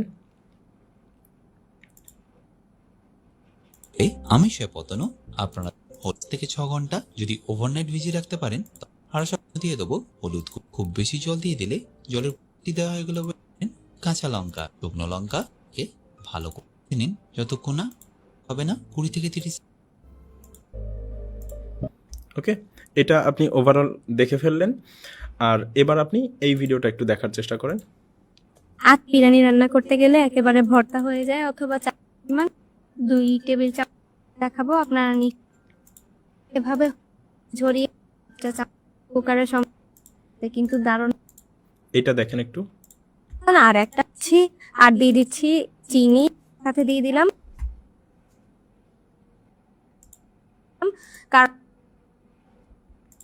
আজকে আমি দেখি দিটাকে লাগিয়ে দিব কেজি এটা পরিমাণ। কিন্তু আমি একটা এখানে 1.5 প্রফেশনাল কেজি গরুর মাংস ভিডিও এবং 1 টাইপই কেজি হয়েছে, পরিমাণ কারণ এটা চাল দিয়ে আপনার ডিএসএলআর দিয়ে করা, দুইটাই মজার। এক্সট্রা পানি কিন্তু ফোন দিয়ে করা হতে পারে, চাল ফোন দিয়ে করা দিয়ে মেবি। চুলাটাকে একেবারে এই বিরিয়ানি পরিমাণ মশলা, এই যে আমি ভাজলে চালটা সো এই 3টা ভিডিওতেই আমরা একটা ভুল কমন দেখতে পাচ্ছি। সেই কমন ভুলটা হচ্ছে 3টা ভিডিওতেই আপনার হচ্ছে ওভারহেড টাইপের একটা ক্যামেরা রাখা হয়েছে এবং কোনো ক্যামেরারই অ্যাঙ্গেল ঠিক নাই। দেখেন এইখানে ফ্রেমটা মাঝখানে থাকার কথা। এই যে ওভারঅল ফ্রেমটা, এখানে এই ফ্রেমটা যদি ধরি তাহলে আমাদের এই যে পাতিলটা বা প্রোডাক্টটা এখানে মাঝখানে থাকার কথা, কিন্তু এটা দেখেন কোথায় চলে গিয়েছে। এটা আপনার হচ্ছে এই সাইডে চলে গিয়েছে, আবার এই সাইডে আপনার ফাঁকা রয়ে গিয়েছে। এটা হচ্ছে আমাদের এই যে ফ্রেমিংয়ের সমস্যা বা আপনার কন্টেন্টটাকে আনপ্রফেশনাল করে তোলে। বা এই যে আপনি এখানে দেখতে পাচ্ছেন যে কতগুলা বোতল টোতল রাখা আছে, সো এইগুলো যদি একটু অ্যারেঞ্জ করা হতো বা অর্গানাইজ করা হতো তাহলে জিনিসটা দেখতে কতটা সুন্দর লাগতো। এরপর এখানে দেখেন এই যে দেওয়ার সময় আমাদের হচ্ছে কি দেয়া হচ্ছে তার থেকে কিন্তু বেশি দেখা যাচ্ছে হচ্ছে আমাদের এখানে হাত, এই যে হাতটা বেশি দেখা যাচ্ছে। সো এই হাতটা কিন্তু আপনার প্রোডাক্টটাকে ঢেকে দিচ্ছে। এটা যদি আপনি এই হাত দিয়ে না দিয়ে অন্য আরেকটা যে হাত থাকে সেটা দিয়ে দিতেন তাহলে হচ্ছে এটা আরও হচ্ছে আপনার জিনিসটা আরও বেশি সুন্দর দেখা যেত, অর্থাৎ হাতে জিনিসটা ঢেকে যেত না। বা ক্যামেরা যদি এই সাইড থেকে ধরা হতো তাহলে হয়তো বা দেখা যেত, কিন্তু ক্যামেরা যেহেতু উপর থেকে ধরা তাহলে আমাদের উল্টো হাতে দেওয়া উচিত যাতে আসলে প্রোডাক্টটা দেখা যায়। ওকে, আপনি তো দেখাচ্ছেন কিন্তু জিনিসটা যদি হাতেই ঢেকে যায় তাহলে আর হচ্ছে অডিয়েন্স কি দেখবে। তো এরপরে হচ্ছে এই যে ঢেকে রেখে দেয়া এই টাইপের ফুটেজগুলো অত বেশি দেখানোর দরকার হয় না। এরপরে আপনার হচ্ছে যে ক্যামেরা নড়ছে, এটাও বেশ আনপ্রফেশনালিজম হচ্ছে ক্রিয়েট করে। তো আপনার যেটা কাজ সেটা হচ্ছে আপনার কাজ হচ্ছে এখানে এবি টেস্ট করা। এই যে এই ভিডিওটা আপনি আপনার একটা ফোনে প্লে করবেন। আপনার বাসায় তো নিশ্চয়ই একাধিক ফোন থাকে, সো আপনি এই ভিডিওটা একটা ফোনে প্লে করবেন। এবং এটা কার ভিডিও? এটা হচ্ছে আপনার কম্পিটিটরের ভিডিও। আপনি যার মতো ভিডিও বানাতে চান, আপনি আপনার কম্পিটিটর হিসেবে যাকে ধরেছেন এইটা তার ভিডিও এবং এইটা আপনার ভিডিও, এটা হচ্ছে আপনার করা একটা ভিডিও। সো এই দুইটা ভিডিও আপনি পাশাপাশি রাখবেন, দুইটা ভিডিও আপনি পাশাপাশি রাখলেন। এটা হচ্ছে ভিডিও এ, এটা হচ্ছে ভিডিও বি। তো আপনি হচ্ছে এখন ভিডিওর এবি টেস্ট করবেন, অর্থাৎ এই ভিডিও এর সাথে ভিডিও বি কম্পেয়ার করবেন। দেখেন এখানে যে পাতিলটা ইউজ করা হয়েছে পাতিলটাও কালারফুল, সে যে ড্রেসটা পরে আছে সেটাও কালারফুল।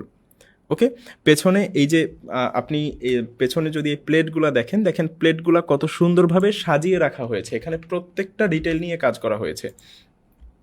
ওকে, সো এই যে ডালগুলো এগুলো পুরোপুরি সিদ্ধ করেছে কিনা আমি শিওর না। হ্যাঁ, সিদ্ধ করেছে। দেখেন আলুগুলো প্রত্যেকটা শেপে কাটার চেষ্টা করছে। আমরা কিন্তু নর্মালি রান্না করার সময় আলুগুলো হচ্ছে আঁকা বাঁকা হয়ে যায়, কিন্তু এটা প্রত্যেকটা চার কোণা রাখার চেষ্টা করা হয়েছে, অর্থাৎ পারফেকশনের দিকে হচ্ছে বেশি ফোকাস দেওয়া হয়েছে।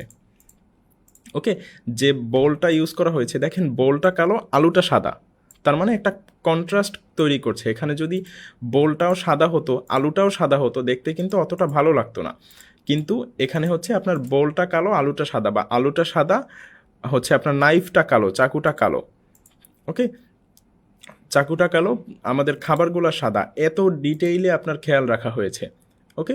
কালারফুল জিনিসপত্র ইউজ করা হয়েছে ভিজুয়ালি, যাতে দেখতে অ্যাট্রাকটিভ লাগে। পাতিলটা পর্যন্ত কালারফুল কেনা হয়েছে। চামচটা নর্মালি আমাদের হচ্ছে, আমরা এই চামচ লাল না সাদা না কালো এটার দিকে খেয়াল দেই না, কিন্তু এখানে দেখেন এই চামচটাও একটা আলাদা ডিটেইল অ্যাড করছে। সো এই প্রত্যেকটা ডিটেইলে খেয়াল রাখতে হবে। এবং আপনার ভিডিওটা আপনি দেখেন যে আপনার ভিডিওটাতে আপনার কিন্তু কোনো কিছু ঠিক নাই, অর্থাৎ এই দুইটা ভিডিও যদি আপনি পাশাপাশি রাখেন, আপনার ভিডিও আপনি নিজেই দেখবেন না, ওকে।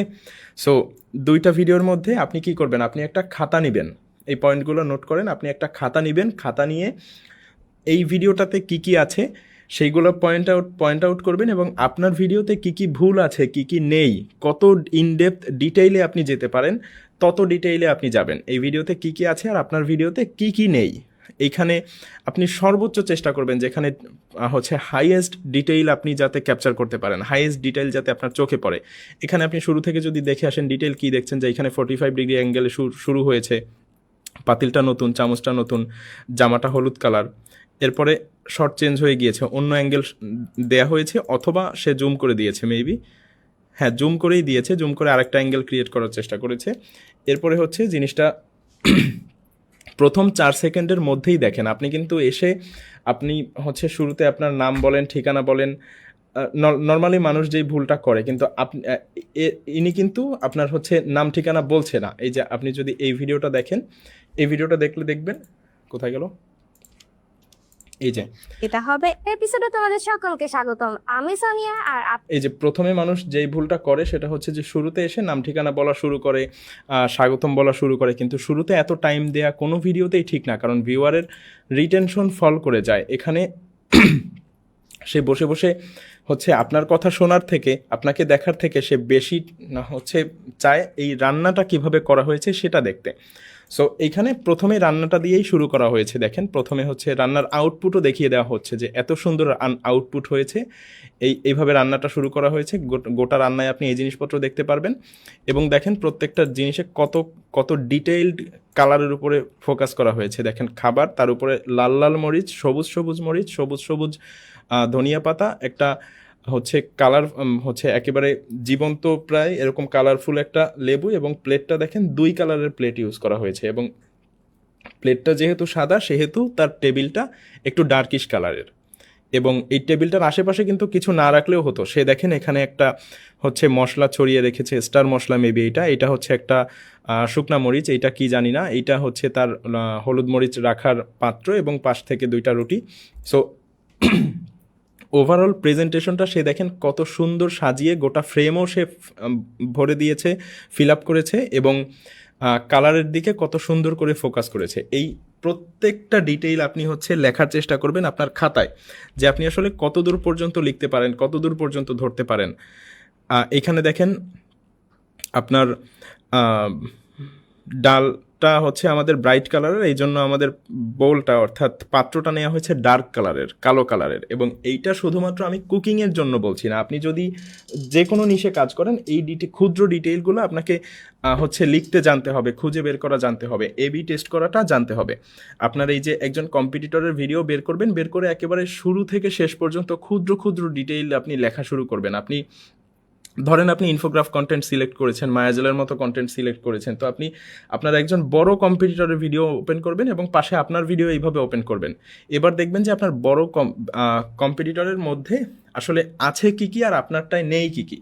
সো আপনি এখানে ভিউয়ার এখান থেকে ডিস্ট্র্যাক্ট হচ্ছে, এখান থেকে ডিস্ট্র্যাক্ট হচ্ছে, এবং এখানে প্রফেশনাল ক্যামেরা ইউজ করার পরেও দেখেন হচ্ছে যে এইটা বেশি ভালো লাগতেছে।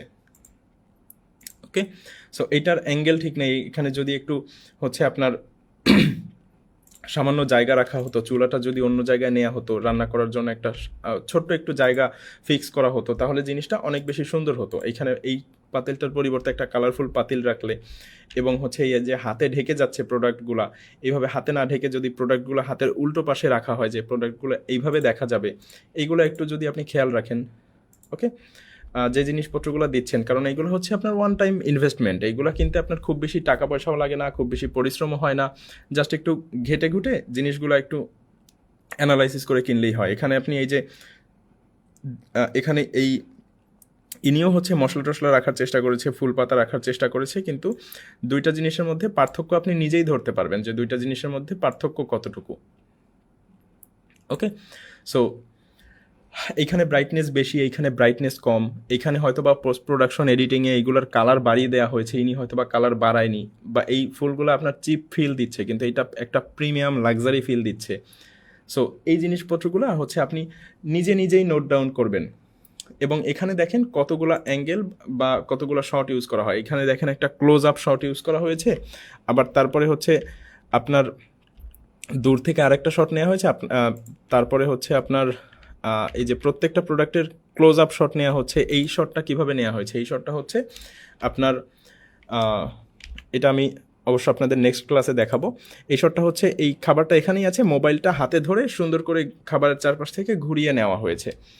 এভাবে নেওয়ার কারণে আপনার হচ্ছে এইটার একটা বিরোল, এই শটটাকে বিরোল বলে, অর্থাৎ রান্নার মাঝখানে এই যে আপনি এই যে রান্না করছেন মাঝখানে এই যে শটটা দেখালেন এইটাকে বিরোল বলে। সো এই বিরোলটা দেওয়া হলো। আবার হচ্ছে আপনার এই যে রান্না করছেন, এই যে পেঁয়াজ কাটছেন, এর মাঝখানে আবার হয়তো বা এই যে মরিচ রাখা হলো, এটা একটা বিরোল চলে গেল, এই যে আর একটা বিরোল চলে গেল। সো এভাবে করে প্রত্যেকটা ডিটেইলে আপনি খেয়াল করবেন আপনার কম্পিটিটরের সে আসলে কী বিষয়ে খেয়াল রাখছে। এখানে হচ্ছে একটা সে পাতিলে সে কালার করতে পারেনি, সেজন্য সে একটা নতুন পাতিল নিয়েছে। হচ্ছে চিনির বোতলটা খেয়াল করেন, আপনার প্রত্যেকটা প্রোডাক্টই প্রায় নতুন। এইগুলা সে রান্নার কাজে ইউজ করে না, এগুলো সে শুধুমাত্র শ্যুটের জন্য ইউজ করে।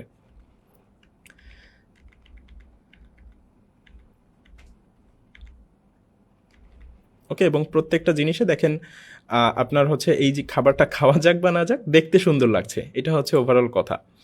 সো আপনি একটা প্লেট দিয়েই শ্যুট করেন বারবার, এই একটা প্লেটই আপনি কেনেন, কিন্তু এই একটা প্লেট যাতে দেখতে অবশ্যই ভালো হয়। এই একটা বাটিতেই আপনি বারবার শ্যুট করেন, কিন্তু এই একটা বাটি যাতে দেখতে ভালো হয়।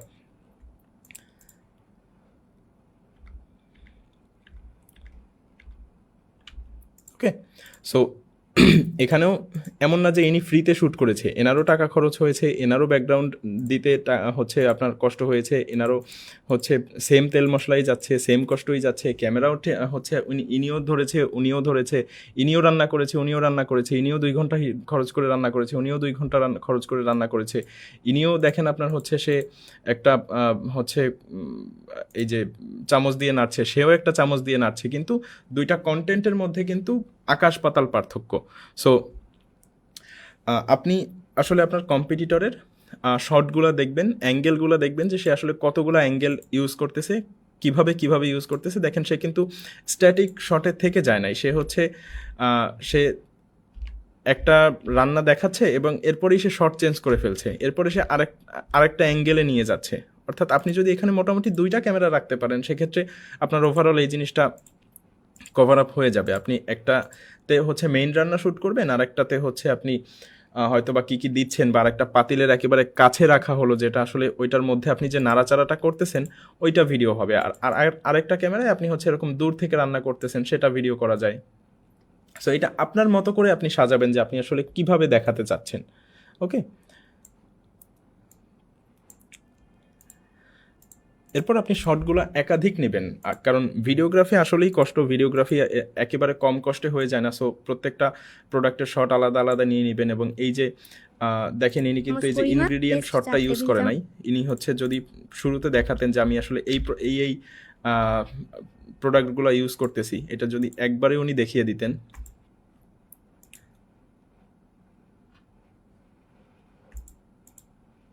এই যে ইনগ্রিডিয়েন্ট শট যদি একবারে উনি আপনার দেখিয়ে দিতেন, তাহলে হচ্ছে আপনার এটা এইভাবে এরকম মনে হতো না। ইনি যে বারবার জিনিসপত্র নিয়ে এসে বাটিতে করে দিচ্ছেন, ওনারও কিন্তু একাধিক বাটিই লেগেছে, ওনার বাটিও আছে, কিন্তু ওইটা উনি দেখাতে পারেনি, ওইটা প্রপারলি শো করতে পারেনি।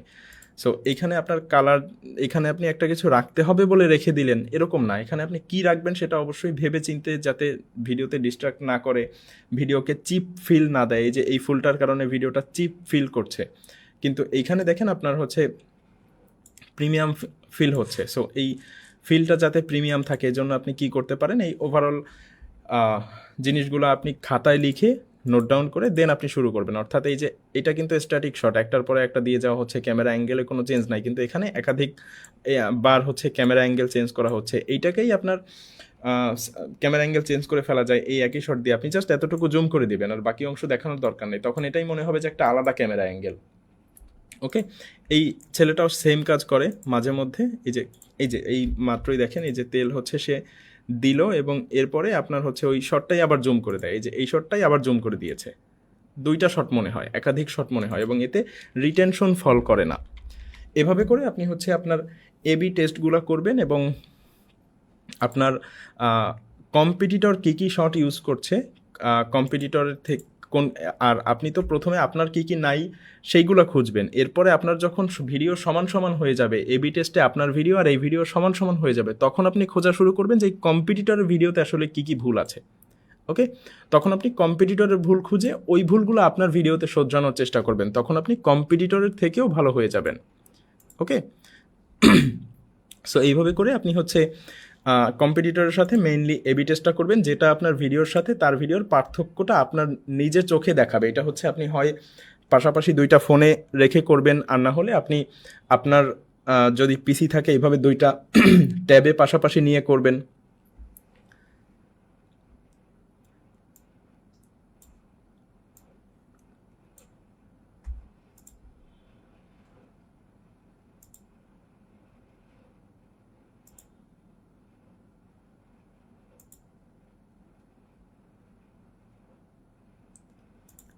তো আশা করছি আমি বোঝাতে পেরেছি যে আপনাদের আসলে কি কি জায়গায় কাজ করা দরকার, বা আপনার ভিডিওতে আসলে কি কি জায়গায় কাজ করার প্রয়োজন হতে পারে।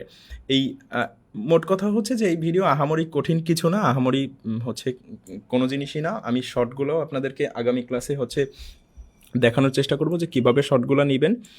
তবে আপনি এই যে একাধিক শট ইউজ করার মন মানসিকতা এখন থেকেই রেডি করে ফেলেন, যে হচ্ছে একাধিক শট ইউজ করতে হবে, এরকম হচ্ছে টপ শট, সাইড শট।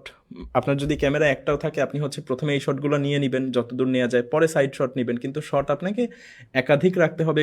একবার হচ্ছে ফ্রেম জুম করে ইউজ করবেন, একবার হচ্ছে ওয়াইড আকারে ইউজ করবেন, দুইটার জন্য আলাদা শট নিতে হবে না। আপনি এডিটিংয়ে হয়তো বা কিছুটা জুম করে একই ফ্রেম দুইবার দেখালেন, কিন্তু দর্শক মনে করলো যে দুইটা ক্যামেরা থেকে নেয়া। এভাবে কিছু হ্যাক ইউজ করে আপনার ভিডিও প্রফেশনাল করে ফেলা যায়।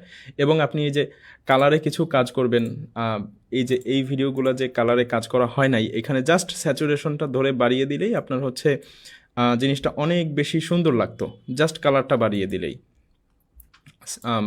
হচ্ছে এডিটিংয়ের সময়। এখানে কালারে প্রপারলি কাজ করা হয়েছে, এবং এইগুলা খুবই সহজ কাজ, এবং এইগুলো ইভেন আপনার ক্যাপকাট থেকে করাও পসিবল।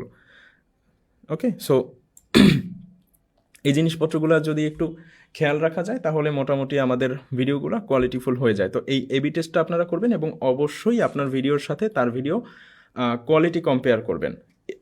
এটা করলেই আপনারা মোটামুটি, আপনারা যে বলেন যে ভাই আমার ভিডিওতে ভিউ কেন হয় না বা রিটেনশন কেন পায় না, রিটেনশন পায় না হচ্ছে এ কারণে, আমি আপনাকে কারণ বলছি, বা চ্যানেল ফ্রিজ হওয়ার কারণ বলছি। চ্যানেল ফ্রিজ হয় হচ্ছে প্রথমে আপনি এই যে আপনার ভিডিও কিন্তু সুন্দর, আপনি এখানে অনেক টাকা খরচ করেছেন, আপনি এখানে মাংস কিনে নিয়ে এসেছেন কেজিখানেক, হাজারখানেক টাকা। এরপরে আপনি চাল, তেল, মশলা, হচ্ছে আপনার সময়, মূল্যবান সময়, আপনার হচ্ছে ইলেকট্রিসিটি, সব কিছু, আপনার কম্পিউটার, সব কিছু খরচ করে এই ভিডিও রেডি করেছেন। কিন্তু ইউটিউব তো আর সেটা জানে না। ইউটিউব জানে রিটেনশন, ইউটিউব জানে ভিউয়ার আপনার ভিডিও শুরু থেকে দেখছে কি না। তো আপনি তো সেইটা খেয়াল করেন না, আপনি ফোকাস করেন রান্নার দিকে। আর ইউটিউব চায় ভিডিও দেখে কিনা। এবার ভিডিও দেখানোর জন্য অডিয়েন্সকে প্রথম থেকেই কি দিতে হবে, অডিয়েন্স যা চায় সেটা দিতে হবে একেবারে প্রথমেই, ফাও কথা দেয়া যাবে না, শুধু হুদাই বকবক করা যাবে না, যেটা এই ছেলেটা করেনি। শুরুতেই কি দেখতে আসছেন সেটা দেখিয়েছে, দেখে আপনি রেজাল্ট কি পাবেন, দেখে আপনি রেজাল্ট কি পাচ্ছেন সেটা দেখিয়েছে, ওভারঅল জিনিসটা থেকে ফাইনাল রেজাল্ট কেমন আসছে সেটা দেখিয়েছে। অর্থাৎ অডিয়েন্স যেটা দেখতে আসছে, যে আপনি ঘুগনি রান্না দেখতে আসছেন, ঘুগনি রান্না আমি দেখাচ্ছি, ঘুগনি রান্না করে রান্নার ফাইনাল আউটপুট কেমন হবে সেটাও দেখিয়ে দিয়েছি। এবার আসেন আমরা ভিডিও দেখি। এবার সে ডিরেক্ট রান্না শুরু করে দিয়েছে। কিন্তু আপনি যেটা করছেন সেটা হচ্ছে যে আপনার এখানে এটা র্যান্ডম রান্না, অর্থাৎ আমার বাসার রান্নাও এরকমই হয়। সো এখানে এক্সট্রা আপনার ওইভাবে দেখার মতো এখানে ভিউয়ার কোনো কিছু খুঁজে পাচ্ছে না। এখানে দেখেন আপনার এই ফুটেজগুলো আসলে খুব বেশি দরকার নাই। এই যে অপ্রয়োজনীয় ফুটেজগুলো মার্ক করাও শিখতে হবে যে আসলে কোথায় কোন ফুটেজটা অপ্রয়োজনীয় বা আমাদের হচ্ছে ডিস্ট্রাকশন ক্রিয়েট করছে, কোথায় ফ্রেমিং উল্টাপাল্টা হয়ে যাচ্ছে। সো এইগুলো একটু যদি আপনি মার্ক করে আলাদা করে ডিলিট করে দেন আপনার পোস্ট এডিটিংয়ের সময়, তখন হচ্ছে আপনার দেখবেন যে ভিডিও রিটেনশন এমনিতেই বেড়ে যাচ্ছে।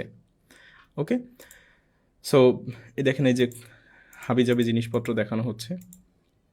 সো এইখানে জিনিসপত্রর কালারটা খুব বেশি ফোকাসে রাখতে হবে আর কি, জিনিসের কালার আর ফ্রেমিং এইগুলো আপনাকে আপনার যাতে কোনোভাবেই উল্টাপাল্টা না হয় এদিকে খেয়াল রাখতে হবে। তো এই হচ্ছে আমাদের মোটামুটি কুকিং বা হচ্ছে ওভারহেড টাইপ যে ভিডিওগুলো থাকে সেই ভিডিওগুলোতে আপনি হচ্ছে এই ইমপ্রুভমেন্টগুলো করতে পারবেন।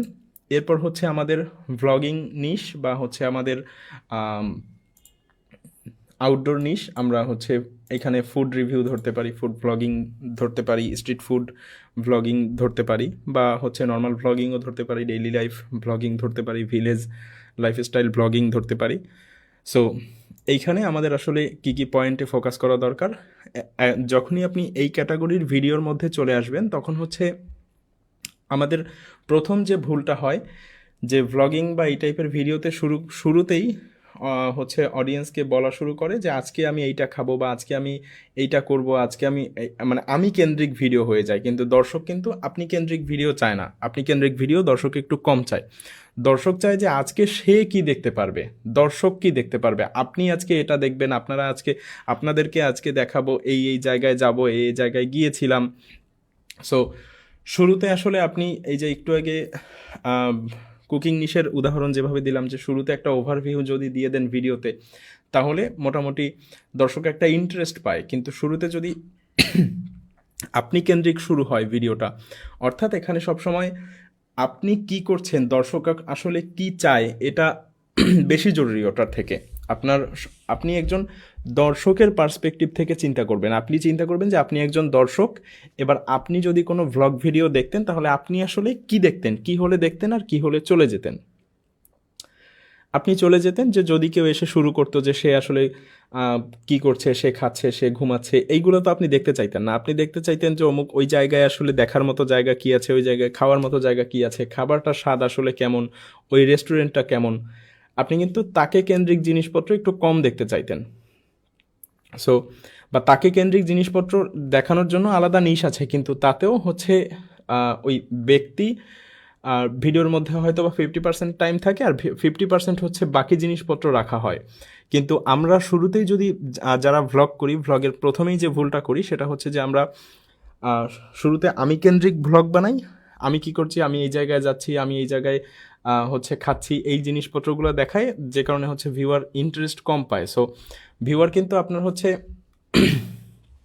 ওভারঅল একটা জার্নি দেখতে চায় যে আজকের ভ্লগে আসলে অনেক কিছু ঘটবে, বা একটা ভিডিওর মাধ্যমে সে অনেক আননোন ইনফরমেশন জানতে পারবে, বা হচ্ছে সে একটু মজা পেতে এসেছে, সে মজা পেতে চাচ্ছে, কোনো একটা জায়গায় গিয়ে ঝগড়া লেগেছে সেইটা আপনি দেখাতে পারেন, সেইটা ভিউয়ার দেখে মজা পাচ্ছে, বা কোনো একটা জায়গায় আননোন কোনো কিছু একটা পাওয়া গিয়েছে সেইটা দেখাতে পারেন।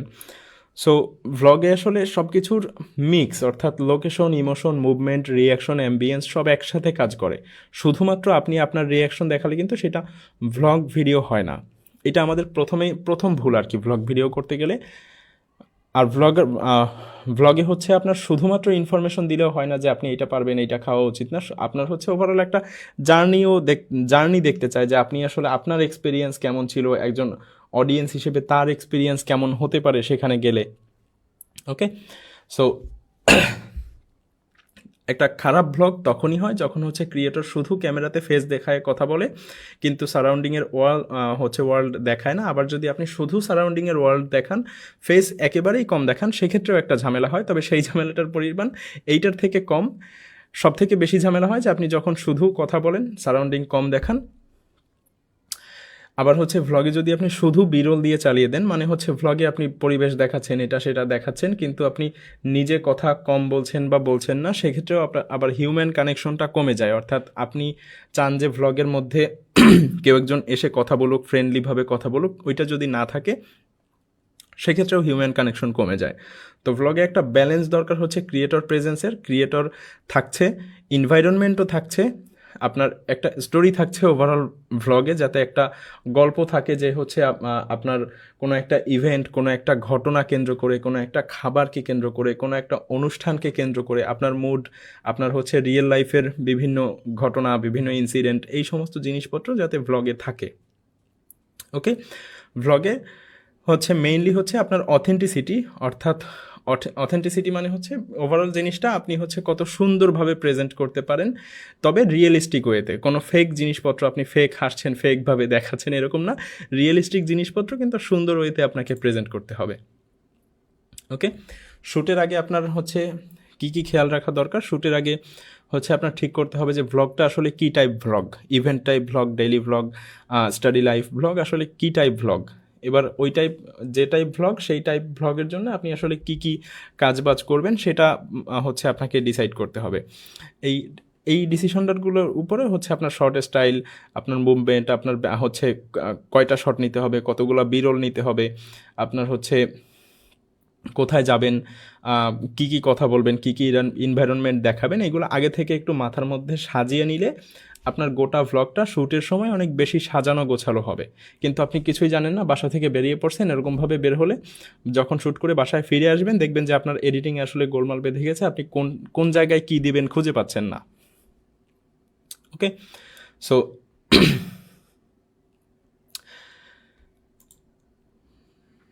যদি প্ল্যানিং না করে শট নেন সেক্ষেত্রে হচ্ছে অনেক জায়গায় বুঝতে পারবেন না যে আসলে আপনি কোথায় কী দিবেন। আর শক্তিশালী ভ্লগের জন্য আপনার আসলে কেমন শট দরকার? শক্তিশালী ভ্লগের জন্য আসলে শুধুমাত্র সেলফি শট যথেষ্ট না, অনেক রকমের শট দরকার। যেমন হুক শট দরকার, ইন্ট্রো টেকিং শট দরকার, ইস্টাবলিশিং শট দরকার।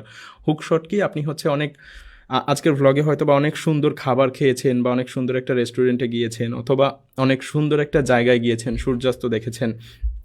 সো এই কি টপ মোমেন্টগুলো, সব থেকে অ্যাট্রাকটিভ, ভিজুয়ালি অ্যাট্রাকটিভ মোমেন্টগুলো ভ্লগের শুরুতে আপনি দিয়ে দিবেন, যাতে ভিউয়ার দেখে একটা ইন্টারেস্ট জাগে। এরপর হচ্ছে আপনি এস্টাবলিশিং শট ইউজ করতে পারেন, যে আপনার ওভারঅল কোথায় গিয়েছিলেন সেই জায়গার ওভারঅল একটা কিছু শট ইউজ করা। এরপরে হচ্ছে ইন্ট্রো টেকিং শট, অর্থাৎ ক্যামেরার সামনে এসে কথা বলছেন।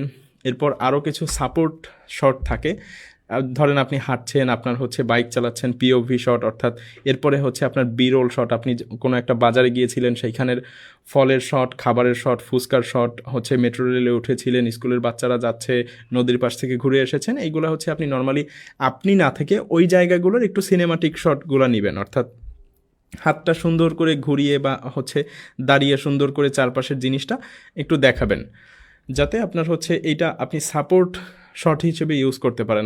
আপনি এই যে কথা বলছেন, কথা বলার মাঝখানে এই শটগুলো যাতে দেয়া যায়। এরপর হচ্ছে আপনি কারোর সাথে কোনো একটা কিছু ডিল করছেন, কোনো কিছু কিনছেন, সেই ইন্টারাকশন শট আপনি হচ্ছে নেবেন। এইগুলো অনেক সময় আমরা এড়িয়ে যাই, নিতে চাই না। এরপর হচ্ছে কেউ একজন কোনো একটা রিয়াকশন, অর্থাৎ খাবার পরে আপনার রিয়াকশন কেমন ছিল, আপনার সাথের লোকজনের রিয়াকশন কেমন ছিল। এরপর ডিটেইল শট, আপনি কোনো একটা রেস্টুরেন্টে ঢুকছেন, সেখানকার দরজা খোলা, আপনার হচ্ছে জুতার ফিতা বাঁধা, আপনি রুম থেকে বের হওয়ার আগে আপনি ঘড়ি পড়ছেন বা আপনি কফি খাচ্ছেন, এই ডিটেইল শটগুলো নেওয়া, বা ব্যাগের জিপ আটকাচ্ছেন। এরপরে আপনি হচ্ছে সবার শেষে হচ্ছে যেভাবে আর কি ওভারঅল ক্লোজিং শট, যেটাকে বলে যে হ্যাঁ আমি বাসায় চলে যাচ্ছি বা আমার ভ্লগ আজকে শেষ, এরকম হচ্ছে ক্লোজিং একটা পার্ট থাকে।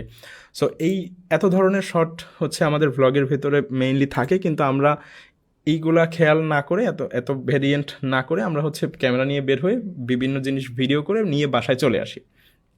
এই জায়গায় হচ্ছে আমাদের মেইনলি ঝামেলাটা হয়ে যায়। আপনার শর্ট ফ্লোটা এই জন্য হচ্ছে বোঝা উচিত যে শর্ট ফ্লো আসলে কেমন থাকা উচিত। শর্ট ফ্লো থাকা উচিত হচ্ছে আপনার শুরুতে হুক থাকবে, যে আপনি আসলে কোথায় যাচ্ছেন, যে জায়গায় গিয়েছেন সেই জায়গার একটা শট, আপনি হচ্ছে কোনো একটা জায়গায় গিয়ে এরকম হাত মেলে দাঁড়িয়ে হচ্ছে চিৎকার করছিলেন সেইটা, কোনো একটা ট্রেনে উঠছিলেন সেইটা, এটা প্রথম 3 থেকে 5 সেকেন্ডের মধ্যেই শেষ করে ফেলতে হবে। এটা কিন্তু দিয়ে আপনার ভিডিওর মজা নষ্ট করা যাবে না, যে গোটা জিনিসটা শুরুতেই অনেকখানিক ধরে দেখে ফেললো।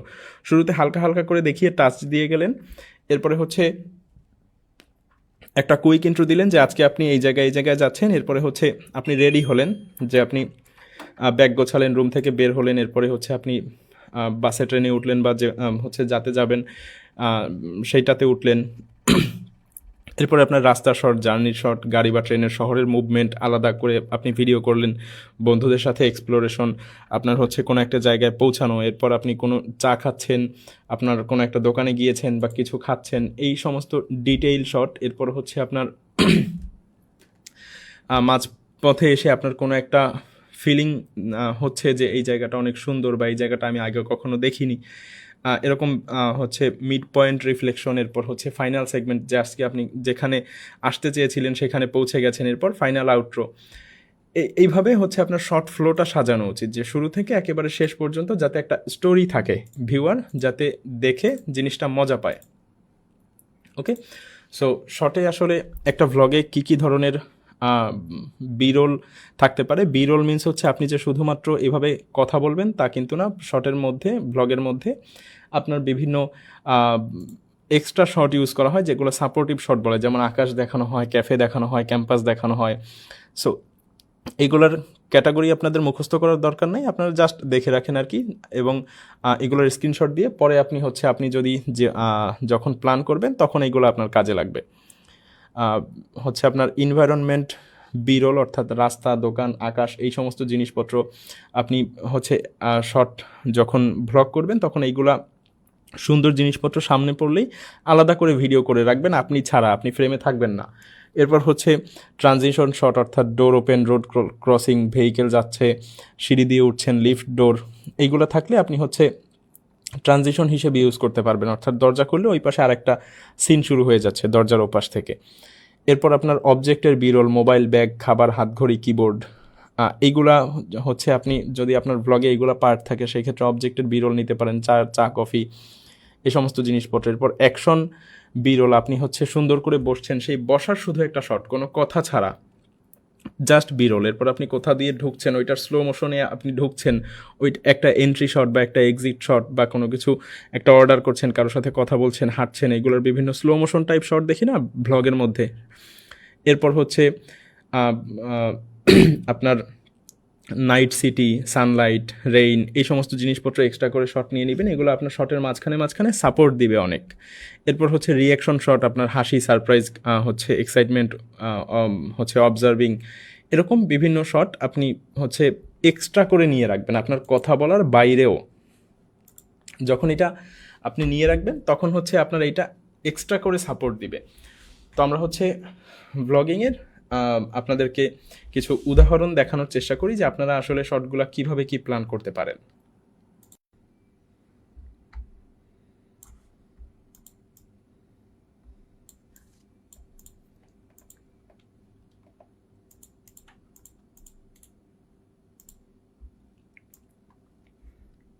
এই দুইটা শট আমরা একটু কম্পেয়ার করি। আমরা ধরে নিই যে এইটা আপনার কম্পিটিটরের শট এবং এইটা হচ্ছে আপনার ভিডিও।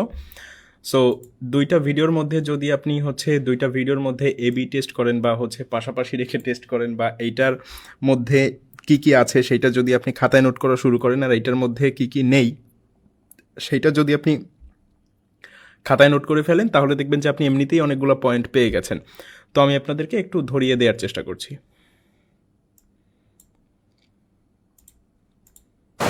আসসালামু আলাইকুম সবাইকে, দিস ইজ জান্নাত। থাইল্যান্ড দেশটি নিয়ে আমাদের সবার মাঝেই কৌতূহলের কোনো কমতি নেই। থাইল্যান্ডের শত শত দেখছেন আমি হচ্ছে এতক্ষণ ধরে আপনাকে যে শটগুলোর কথা বললাম, দেখেন এখানে হচ্ছে ওভারঅল ইন্ট্রো আছে, অর্থাৎ ওভারঅল সে কোথায় গিয়েছে সেটা প্রথমে বলা হয়েছে 3-4 সেকেন্ডের মধ্যেই কি দেখতে যাচ্ছেন আপনি। এরপর হচ্ছে আপনার ওখানে দেখেন আপনার এরপরে একটা ওভারঅল ভিউ দেওয়া হয়েছে যে আপনার আজকের ভ্লগে আপনি কি দেখতে যাচ্ছেন, কোন এরিয়া সম্পর্কে দেখতে যাচ্ছেন। এরপরে রিয়াকশন শটও ইউজ করা হয়েছে। এরপরে হচ্ছে আরও কিছু বিরল সাপোর্টিভ শট ইউজ করা হয়েছে বিভিন্ন অ্যাক্টিভিটিসের ইন্ট্রো দিয়ে। এরপর হচ্ছে আপনার ওভারঅল ভ্লগ শুরু করা হচ্ছে, যে আপনার এইখান থেকে আমরা যাচ্ছি। এবং ভ্লগের ওভারঅল কালার বা ওভারঅল এডিটিং যদি আপনি দেখেন তাহলে হচ্ছে মোটামুটি আপনি ভিডিও দেখতে বাধ্য হবেন আর কি। সো ভিডিও এখনও শুরু হয়নি, ভিডিও এই যে এখান থেকে শুরু হচ্ছে। এই সাবজেক্ট কথা বলছে, এবং সে ওভারঅল বলছে যে সে কোথায় কী যাচ্ছে, এবং বিভিন্ন সময় এই যে কথা বলছে এবং বিভিন্ন অ্যাক্টিভিটিস দেখানো হচ্ছে, এই যে বিভিন্ন খাবারের রিয়াকশন শর্টটট, এই যে ডিটেইল শর্টটট ইউজ করা হয়েছে, এবং মাঝে দেখেন সে সাপোর্টিভ বি রোলও ইউজ করছে, যে এই বিমান যাচ্ছে, বিমান ল্যান্ড করছে, এবং বিভিন্ন জায়গায় দেখবেন যে আপনি বিভিন্ন প্রোডাক্টের শট আছে, বিভিন্ন হচ্ছে ওভারঅল মাঝখান থেকে বিভিন্ন বি রোল সাপোর্টিভ শট এইগুলো ইউজ করা হয়েছে।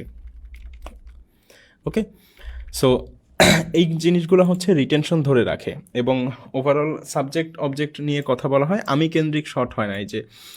কিন্তু আমাদের মেইনলি যে সমস্যাটা হয় সেটা হচ্ছে আমি কেন্দ্রিক শট হয়ে যায়, অর্থাৎ ভিডিওর মধ্যে মজা খুব থাকে না, এবং ভ্লগের মধ্যে বা এই টাইপ ভিডিওর মধ্যে কনফিডেন্স কিন্তু একটা মারাত্মক ফ্যাক্ট। সো কনফিডেন্স যখন আপনার লো থাকে তখন আপনার এরকম একটা অবস্থা হয়, আপনি এটা খেয়াল করেন। ভিডিওর শুরুতে আপনার হচ্ছে একটা শুধু শুধু ইন্ট্রো দেওয়া হয়েছে, যেটা আসলে কোনো দরকারই নাই। সো এইটা দুইটা ভিডিওর মধ্যে আপনার কাছে কোনটা দেখতে অ্যাপিলিং লাগছে আপনি বলেন, এইটা নাকি এইটা?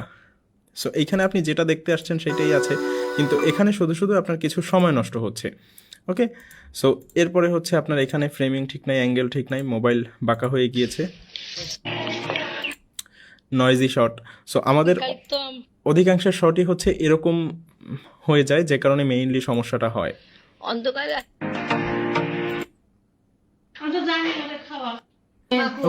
সো আমরা ব্লগ করতে গেলে বা ক্যামেরা নিয়ে কাজ করতে গেলে আমাদের মেইনলি এরকম ঝামেলাটা হয়। তো এটা আপনি হচ্ছে আপনার ভিডিও এবং পাশে আরেকটা ভিডিও, দুইটা ভিডিও পাশাপাশি রেখে দুইটা ফোনে বা হচ্ছে পিসিতে দুইটা ট্যাবে অন করে আপনি হচ্ছে মেইনলি শর্টগুলা আপনার, অর্থাৎ শর্ট না, আপনার এইটাতে কি আছে এবং এইটাতে কি নাই সেই পয়েন্টগুলো আপনি লিখে ফেলবেন, এবং আপনি চেষ্টা করবেন যে এখানে কি কি পয়েন্ট আপনি ধরতে পেরেছেন, এবং অলরেডি তো আমি স্লাইডের মধ্যে দেখিয়েছি এতক্ষণ। সো এই পয়েন্টগুলো ধরে আপনি আপনার ভিডিওর মধ্যে কি কি ইমপ্রুভমেন্ট আনতে পারেন, কি কি বিষয় আপনার শ্যুটের শুরুতে খেয়াল রাখা উচিত, এই জিনিসগুলো আপনি হচ্ছে শুরুতেই আপনার কম্পিটিটরকে দেখে হচ্ছে নোট করে নেবেন। এবং এখানে দেখেন বিভিন্ন রকমের অ্যাঙ্গেল ইউজ করা হচ্ছে, এখানে কথা বলার জন্য এই যে উপর থেকে ড্রোন শট ইউজ করা হচ্ছে, এখান থেকে সাপোর্টিং বি রোল থাকছে, এখান থেকে সাপোর্টিং বি রোল এরা ইউজ করছে। সো রিয়াকশন শট, বিভিন্ন মানুষের সাথে হচ্ছে কথাবার্তা বলছে, ডিল করছে, জিনিসপত্র কিনছে। একটু আগে আমরা যেগুলো দেখলাম আর কি, সেগুলা একটা পারফেক্ট এক্সাম্পল এই ভিডিওটা। এখানে দেখেন রিয়াকশন শট ইউজ করা হচ্ছে, মানুষের সাথে ডিল করা হচ্ছে, ওভারঅল তার এক্সপিরিয়েন্সটা এখানে শেয়ার করছে, এবং আশপাশের বিভিন্ন আশপাশের তখন যে আপনি যখন যেখানে থাকবেন তখন সেই জায়গাটা কেমন, সেই ওভারঅল পরিবেশটা কেমন, এই জিনিসপত্র আপনি দেখাবেন। এখানেও কিন্তু অনেক কিছু দেখানোর মতো ছিল, কিন্তু কিছু ভুল ডিসিশনের কারণে, কিছু ভুল ফ্রেমিংয়ের কারণে গোটা জিনিসটা আর কি পুরোটাই ভুলভাল হয়ে গিয়েছে। সো এই জিনিসটা অ্যাভয়েড করার জন্য ভিউয়ারের আসলে কতটুকু দরকার, ভিউয়ার কি দেখতে চায়, কতটুকু দেখতে চায়, আপনি কেন্দ্রিক হিসাব করলে হবে না যে আমার হচ্ছে এইটা আছে আমি ওইটা করছি। আপনি হচ্ছে ভিউয়ার কেন্দ্রিক চিন্তা করবেন যে ভিউয়ার আসলে মজা পাচ্ছে কিনা, ভিউয়ারের এইটা দরকার কিনা, ভিউয়ার এই জিনিসটা বললে মজা পায় কিনা, তার প্রয়োজন কিনা, তার এন্টারটেইনমেন্ট পারপাসটা আমি ফিল করতে পারছি কিনা। ওকে, আপনি খাচ্ছেন তাতে কার কি আসে যায়? সো আপনার খাওয়াটা ভিউয়ারের কাছে দরকার আছে কিনা, যে আপনি আসলে এই খাবারটা খাচ্ছেন, এই খাবারটা থেকে ভিউয়ারের কোনো প্রয়োজন আছে কিনা, খাবারটা কি মজা হয়েছে কিনা, বা খাবারটার মধ্যে কোনো ঝামেলা আছে কিনা, বা আপনি যে জায়গায় গিয়েছেন ওই জায়গাটা কেমন, কোনো এক্সপিরিয়েন্স আপনার হয়েছে কিনা। আপনি হচ্ছে ভিউয়ারকে বলতে পারেন যে আপনারা আসলে এই জিনিসগুলো অ্যাভয়েড করবেন, আপনি রান্না করার সময় এই জিনিসগুলো অ্যাভয়েড করবেন। এভাবে করে আপনি যখন ভিউয়ার কেন্দ্রিক কন্টেন্ট বানাবেন তখন হচ্ছে আপনার এই আপনার হচ্ছে কন্টেন্ট এরকম লুকিং থাকবে না। ওকে, সো মোটামুটি আমরা যদি এই ডাইনামিক্সগুলো বুঝতে পারি ওভারঅল হচ্ছে একটা শটের, এবং এই রিটেনশন পয়েন্ট ফ্যাক্টরগুলো ধরতে পারি যে এই ভিডিওতে আসলে কি কি ইউজ করা হয়েছে, এবং এখানে আসলে কি কি জিনিসপত্র নেই যেগুলোর অভাব আছে এই ভিডিওতে। সো এই দুইটা পয়েন্ট যদি আপনি পাশাপাশি বসে লিখে ফেলেন, আপনি নিজেই খুঁজে বের করতে পারবেন এরকম 100 পয়েন্ট, যেটা আমার আপনাকে বলে দিতে হবে না। ওকে, সো আপনি হচ্ছে ওভারঅল নোট করার সময় এই ক্লাসটা সামনে নিয়ে বসবেন, বা এই স্ক্রিনশটগুলো সামনে নিয়ে বসবেন, তাহলে হচ্ছে আপনার এই জিনিসগুলো মোটামুটি হচ্ছে আরও ধরতে সুবিধা হবে। ওকে, সো এরপরে আমরা পরের নিচে চলে যাই। এরপর হচ্ছে আমাদের ফেস ক্যাম নিশ, বা হচ্ছে আমাদের আই লেভেল শটের যে নিশটা, অর্থাৎ আপনি টেক ভিডিও করেন, প্রোডাক্ট রিভিউ করেন, হচ্ছে মেকআপ ভিডিও করেন, হিজাব টিউটোরিয়াল করেন, যাই করেন না কেন, হচ্ছে এই সকল ধরনের ভিডিওতে আমাদের বেসিক কয়েকটা জিনিস প্রয়োজন হয়। সেটা হচ্ছে যে আপনার এটা মেইনলি হচ্ছে আপনার প্রেজেন্স বেসড কন্টেন্ট। আপনার ভিডিওতে আপনার কথা যেরকম গুরুত্বপূর্ণ, এই ভিডিওগুলোতে, টকিং হেড ভিডিওগুলোতে, টেক ভিডিও অর্থাৎ স্যামজন টাইপের ভিডিও বা হচ্ছে আপনার ধ্রুব রাঠি টাইপের ভিডিও, এই টাইপের ভিডিওগুলোতে আপনার কথা যতটুকু গুরুত্বপূর্ণ, সমান গুরুত্বপূর্ণ হচ্ছে আপনাকে কেমন দেখাচ্ছে, আপনাকে কেমন শোনা যাচ্ছে, আপনার আশেপাশের জিনিসপত্র কেমন দেখাচ্ছে, সমান গুরুত্বপূর্ণ, 50-50 প্রায়। সো এই ভিডিওর মেইন ফোকাসই হচ্ছে যে আপনার একটা ভিজুয়াল অ্যাপিয়ারেন্সটা যাতে সুন্দর থাকে, আপনার কালার টালার যাতে অনেক সুন্দর মেইনটেইন করা থাকে, এটাই হচ্ছে এই ভিডিওর মেইন ফোকাস। ফেসক্যাম ভিডিওতে আসলে মানুষ কি দেখে? ফেসক্যাম ভিডিওতে মানুষ হচ্ছে আপনার মেইনলি যেটা খেয়াল করে সেটা হচ্ছে আপনার চোখ ক্যামেরার দিকে আছে কিনা, না থাকলে এটা একটা লো কনফিডেন্স, লেস কনফিডেন্সের একটা উদাহরণ। সো আপনার হচ্ছে চোখটা ক্যামেরার দিকে, অর্থাৎ হিউম্যান কানেকশনটা আছে কিনা, নাকি আপনি অন্য দিকে তাকিয়ে কথা বলছেন। মেইনলি চোখটা ক্যামেরার দিকে আছে কিনা, ক্যামেরার এক্স্যাক্ট লেন্সের উপরে আছে কিনা, এটা হচ্ছে না থাকলে চোখ মনে হয় যে আপনি অন্য দিকে তাকিয়ে আছেন। এরপরে আপনার মুখে কনফিডেন্স আছে কিনা। একটু আগে আমরা যে ভ্লগটা দেখতেছিলাম এটা কিন্তু কনফিডেন্স ছিল না। সো আপনার ভিডিওতে যদি কনফিডেন্স না থাকে, আমি যদি আপনার সামনে বসে এখন কনফিডেন্টলি কথা না বলতাম, আপনি আমার কথা শুনে বোর হয়ে যেতেন। সো মেইনলি আপনার ভেতরে ওই কনফিডেন্সটা আছে কিনা, কারণ আপনি একটা মানুষকে তখনই দাম দিবেন যখন আপনার কাছে মনে হবে যে হ্যাঁ ওই মানুষটা আমার থেকে বেশি জানে। কিন্তু আপনার মধ্যে যখন কনফিডেন্স থাকবেন, আপনি কাচুমাচু করবেন, ও এরকম করতে থাকবেন, সো তখন ওই মানুষের সামনে আপনার ভ্যালু কমে যাবে। সো সে আপনার ভিডিও দেখবে না। আপনার ভয়েস ঠিক আছে কিনা, ভয়েসটা সুন্দরভাবে শোনা যাচ্ছে কিনা, নয়েজ আছে কিনা, আপনার লাইট ঠিকঠাকভাবে আছে কিনা, এগুলো ফেসক্যাম ভিডিওতে মানুষ খুব বেশি করে দেখে। ব্যাকগ্রাউন্ড ডিস্ট্রাক্টিং কিনা, ব্যাকগ্রাউন্ডে উল্টাপাল্টা জিনিস আছে কিনা, আপনাকে ক্লিন দেখাচ্ছে কিনা, ফ্রেম ঠিকঠাকভাবে আছে কিনা, যেগুলো নিয়ে এতক্ষণ ধরে কথা বললাম। ভিডিও কি প্রিমিয়াম ফিল দিচ্ছে নাকি চিপ ফিল দিচ্ছে, আপনার এক্সপ্রেশন কি ন্যাচারাল নাকি আপনি ফোর্স করে জোর করে হচ্ছে হাসার চেষ্টা করছেন, জোর করে কথা বলার চেষ্টা করছেন, আপনার হচ্ছে এই সমস্ত জিনিসপত্রগুলোই হচ্ছে মানুষ মূলত ফেসক্যাম ভিডিওতে খেয়াল করে এবং এইগুলা নিচে কমেন্ট করে করে লিখে দেয়। সো এই পয়েন্টগুলোতে আপনার হচ্ছে আগে থেকেই প্র্যাকটিস করে কাজ করতে হবে যে আপনার ভয়েস ঠিক থাকবে, লাইট ঠিক থাকবে, কথা সুন্দর হবে, কনফিডেন্ট হবে, আপনাকে দেখতে ভালো লাগবে, আপনার ফ্রেমিং ঠিক থাকবে, ফ্রেম ব্যালেন্সড হবে, ভিডিওতে চিপ ফিল দিবে না, উল্টোপাল্টা অগোছালো জিনিসপত্র থাকবে না। এরকম জিনিসপত্র আপনাকে সুন্দর করে আগে থেকেই প্র্যাকটিস করে সাজাতে হবে। এজন্য আপনাকে মিনিমাম 10 দিন, 15 দিন, 20 দিন পর্যন্ত আপনি একটানা হচ্ছে প্র্যাকটিস করবেন। এরপরে গিয়ে আপনি শ্যুট করবেন, এবং শ্যুট করেও আপনার যে প্রথম ভিডিওই আপলোড করতে হবে, প্রথম ভিডিওই ফাইনাল করতে হবে এরকম না। আপনার শ্যুট করে প্রথম ভিডিও ভালো হলো না, আপনি ওটা ডিলিট করে দেন। এরকম আমাদের অনেক প্রজেক্ট থাকে যাতে আমাদের প্রথম, দ্বিতীয়, তৃতীয়, প্রথম 10টা ভিডিও আমরা ফেলে দেই, কারণ ওই 10টা ভিডিও আমরা প্র্যাকটিস পারপাসে বা ওই প্রজেক্টের ফার্স্ট ইনভেস্টমেন্ট হিসেবে নিয়ে নেই। যে কারণ আমাদের মধ্যে প্রথমেই মানুষ যে ভুলটা করে যে প্রথম ভিডিও করে ওইটাই আপলোড দেওয়ার জন্য পাগল হয়ে যায়, কিন্তু আমরা কিন্তু আমাদের 10 নম্বর ভিডিওটা গিয়ে আপলোড দিই, কারণ ওই যে প্রথম 9টা ভিডিও ওর মধ্যে বিভিন্ন ভুল থাকবে, থাকাটাই স্বাভাবিক, কারণ আপনি নতুন করতেছেন। সো হচ্ছে আপনি স্বাভাবিকভাবে হিসাব করেন, একটা নতুন হচ্ছে এমপ্লয়ি বা নতুন কর্মচারী যখন দোকানে আসে তখন তার স্যালারি এমনিতেই কম থাকে, বা আপনি যখন একটা নতুন প্রোডাক্ট ডেভেলপ করেন ওইটার দাম এমনিতেই কম থাকে। এরপর গিয়ে যখন আপনি 1000খানেক প্রোডাক্ট বানিয়ে ফেলেন, এরপরে 1001 নাম্বার প্রোডাক্টটা আপনি কিন্তু মার্কেটে সবার সামনে কনফিডেন্টলি প্রেজেন্ট করতে পারেন যে হ্যাঁ এটা আপনি কেনেন। কিন্তু প্রথম প্রোডাক্টটার মধ্যে আপনার মনের মধ্যে খুঁত থাকবে, আপনার হচ্ছে সেল হবে কিনা, কেমন কি করবে। সো আপনি ইউটিউবের ভিডিওর ক্ষেত্রেও তেমন, যে আপনার হচ্ছে প্রথম ভিডিওতে ভুল থাকবেই। সো আপনি প্রথম ভিডিও আপলোড করার জন্য ব্যস্ত হয়ে পড়বেন না, হচ্ছে প্রথম 5টা 6টা 7টা 8টা ভিডিও পর্যন্ত আপনি ফেলে দিবেন, জাস্ট দরকারই নাই। আপনি সুন্দর করে ফাইনাল ভিডিও হিসেবেই রেডি করবেন, কিন্তু ওই 10টা ভিডিও আপনি ফেলে দিবেন। ফেলে দেওয়ার পরে 11 নম্বর ভিডিওতে গিয়ে আপনি বুঝতে পারবেন যে আপনি আসলে হচ্ছে কত বড় একটা ভালো ডিসিশন নিয়েছিলেন, কারণ ওই 10টা ভিডিওতে আপনি পরে গিয়ে যখন এক্সপার্ট হয়ে যাবেন তখন আপনার নিজের ভুলই নিজের চোখে পড়বে, নিজের ভিডিওই নিজের পছন্দ হবে না। ওকে, সো আপনি ভিডিও করার আগে অন্তত 1 মাস প্র্যাকটিস করবেন, এবং প্র্যাকটিস করে যে ভিডিওগুলো রেডি করবেন ওগুলো আপলোড দেওয়ার দরকার নাই। ওই কষ্টটা আপনি এই কাজ শেখার জন্য করছেন।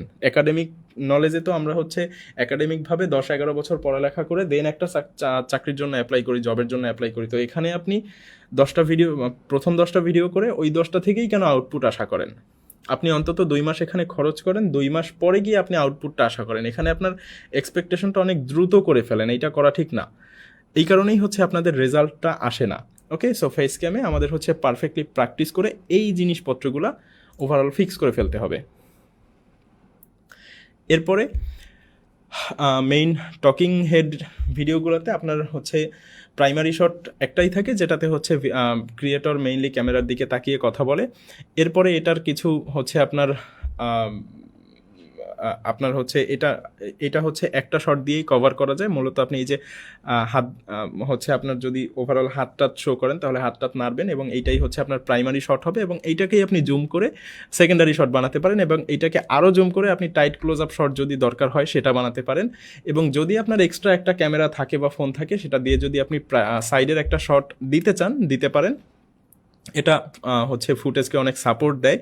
এরপর আপনি কোনো কিছু একটা লিখছেন, কোনো কিছু একটা বের করছেন, কোনো কিছু একটা রাখছেন, সেটার সাপোর্ট শটের জন্য আপনার হচ্ছে ডেস্কটপে কিছু জিনিসপত্র বিরল শট হিসেবে নিয়ে রাখা, এগুলো আমি দেখাবো। এরপর হচ্ছে আপনার যদি শটের মধ্যে কোনো স্ক্রিন রেকর্ড দেখান বা কোনো কাজ দেখান, সেটা হচ্ছে আপনার সাপোর্টিং ভিজুয়াল হবে, এবং এরপর হচ্ছে আপনার বিভিন্ন রিয়াকশন ওয়াও বলে ওঠে বা হচ্ছে ও মাই গড বলে ওঠে। সো এই টাইপের বিভিন্ন সারপ্রাইজিং স্টেটমেন্টগুলো আপনার হচ্ছে ভিডিওর মধ্যে রাখা, এইগুলোই আপনার কন্টেন্টকে ভিজুয়ালি অ্যাপিলিং করে। ওকে, সো আপনার হচ্ছে এই একটা শট থেকেই হচ্ছে আপনার মাল্টিপল শট এই টাইপের ভিডিওতে বের করা যায়, এবং সাপোর্টিং কিছু বিরল শট রাখলে আপনার হচ্ছে ভিডিওটা বোরিং লাগে না। আরেকটা ভুল আমরা যেটা করি, আমরা টকিং হেড টাইপের এই যে টিউটোরিয়াল বা মেকআপ ফেস এই টাইপের ভিডিওগুলোতে আমাদের ফেসটা আমরা বেশি রাখার চেষ্টা করি, অন্য জিনিসপত্র আমরা মনে করি যে দিলে যেন আমার কাছে কেমন লাগে। আসলে এরকম না, আসলে আপনার ফেসটা আপনি র্যান্ডম একটা ফুটেজ হিসেবে কাউন্ট করবেন। আপনি ধরে নেবেন যে এই মানুষটাই আপনি না, আপনি এডিট করার সময় আপনি ধরে নেবেন যে এই মানুষটা অন্য কেউ, আপনি অন্য কারোর ভিডিও এডিট করতে বসছেন। এবার অন্য কারোর ভিডিও এডিট করতে বসলে তার ভিডিও সুন্দর করা আপনার টার্গেট থাকবে। সো তার ভিডিওতে আপনার যথেষ্ট ইনফরমেশন অ্যাড করার জন্য ছবি অ্যাড করবেন, মিউজিক অ্যাড করবেন, কথা অ্যাড করবেন, বিভিন্ন জায়গা থেকে ছোট ছোট ভিডিও ক্লিপ অ্যাড করবেন। কিন্তু আপনার নিজের ভিডিও মনে করে এডিট করতে গেলে যে সমস্যাটা হয় সেটা হচ্ছে আপনি আপনাকে স্ক্রিনে বেশি সময় ধরে রাখেন, বাকি ছবি ভিডিও সাপোর্টিং শট এগুলো কমিয়ে দেন। মনে হয় যেন আপনাকে না দেখলে ভিউয়ার মনে করবে যে আপনার ভেতরে কনফিডেন্স নেই। আসলে এরকম না। আপনি আসলে ধ্রুব রাঠির একটা ভিডিও অন করে দেখেন যে ধ্রুব রাঠি নিজে আসলে স্ক্রিনে কতক্ষণ থাকে। সে কিন্তু খুব বেশিক্ষণ থাকে না। সে হয়তো বা ভিডিও যদি 8 মিনিটের হয়, সে নিজে হয়তো বা 1.5 মিনিট মতো ভিডিও স্ক্রিনে থাকে বা 2 মিনিট মতো স্ক্রিনে থাকে, বাকি 6 মিনিটই কিন্তু অন্য ফুটেজ দেখানো হয়, যেটা আপনি খেয়াল করেন না। আর আপনার ভিডিওতে যেটা হয়, আপনিই থাকেন স্ক্রিনে 6 মিনিট, বাকি 2 মিনিট থাকে হচ্ছে স্ক্রিনে অন্যান্য ফুটেজ, যে কারণে আপনাকে লেস কনফিডেন্ট মনে হয়। কিন্তু ধ্রুব রাঠিও লেস কনফিডেন্ট হয়, কিন্তু সেটা অন্য ফুটেজ দিয়ে ঢেকে দেয়া হয়, শুধুমাত্র ভয়েসটা প্লে হয়। সো এই জিনিসপত্রগুলো ছোট ছোট হ্যাক, যেগুলোর ইন্ডাস্ট্রির অন্য কেউ আপনাকে বলবে না।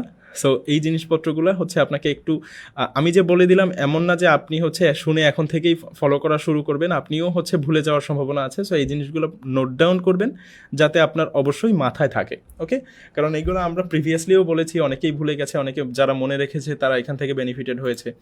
সো এই টাইপের শটগুলো মেইনলি আমাদের ক্যামেরা কন্টেন্টগুলোতে কাজে লাগে।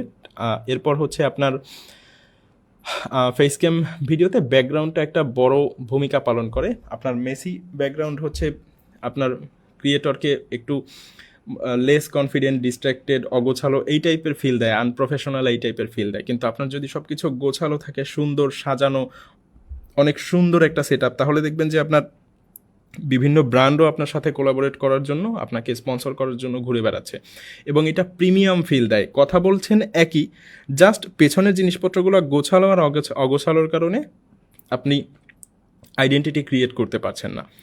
সো আপনার পেছনটা অবশ্যই ডেস্ক মনিটর লাইট গ্যাজেট এগুলা গোছানো থাকতে হবে, সুন্দরভাবে থাকতে হবে আপনার যা আছে। আর যদি টুকটাক এই লাইটটা কেনার দরকার পড়ে, বা হচ্ছে ছোটোখাটো এই যে স্ট্রিপ লাইট কেনার দরকার হয়, বা ছোট্ট একটা গাছ কেনার দরকার হয়, সেটা ভিডিওর প্রিমিয়ামনেসের জন্য আপনি হচ্ছে এইটুকু ইনভেস্টমেন্ট আপনি করবেন।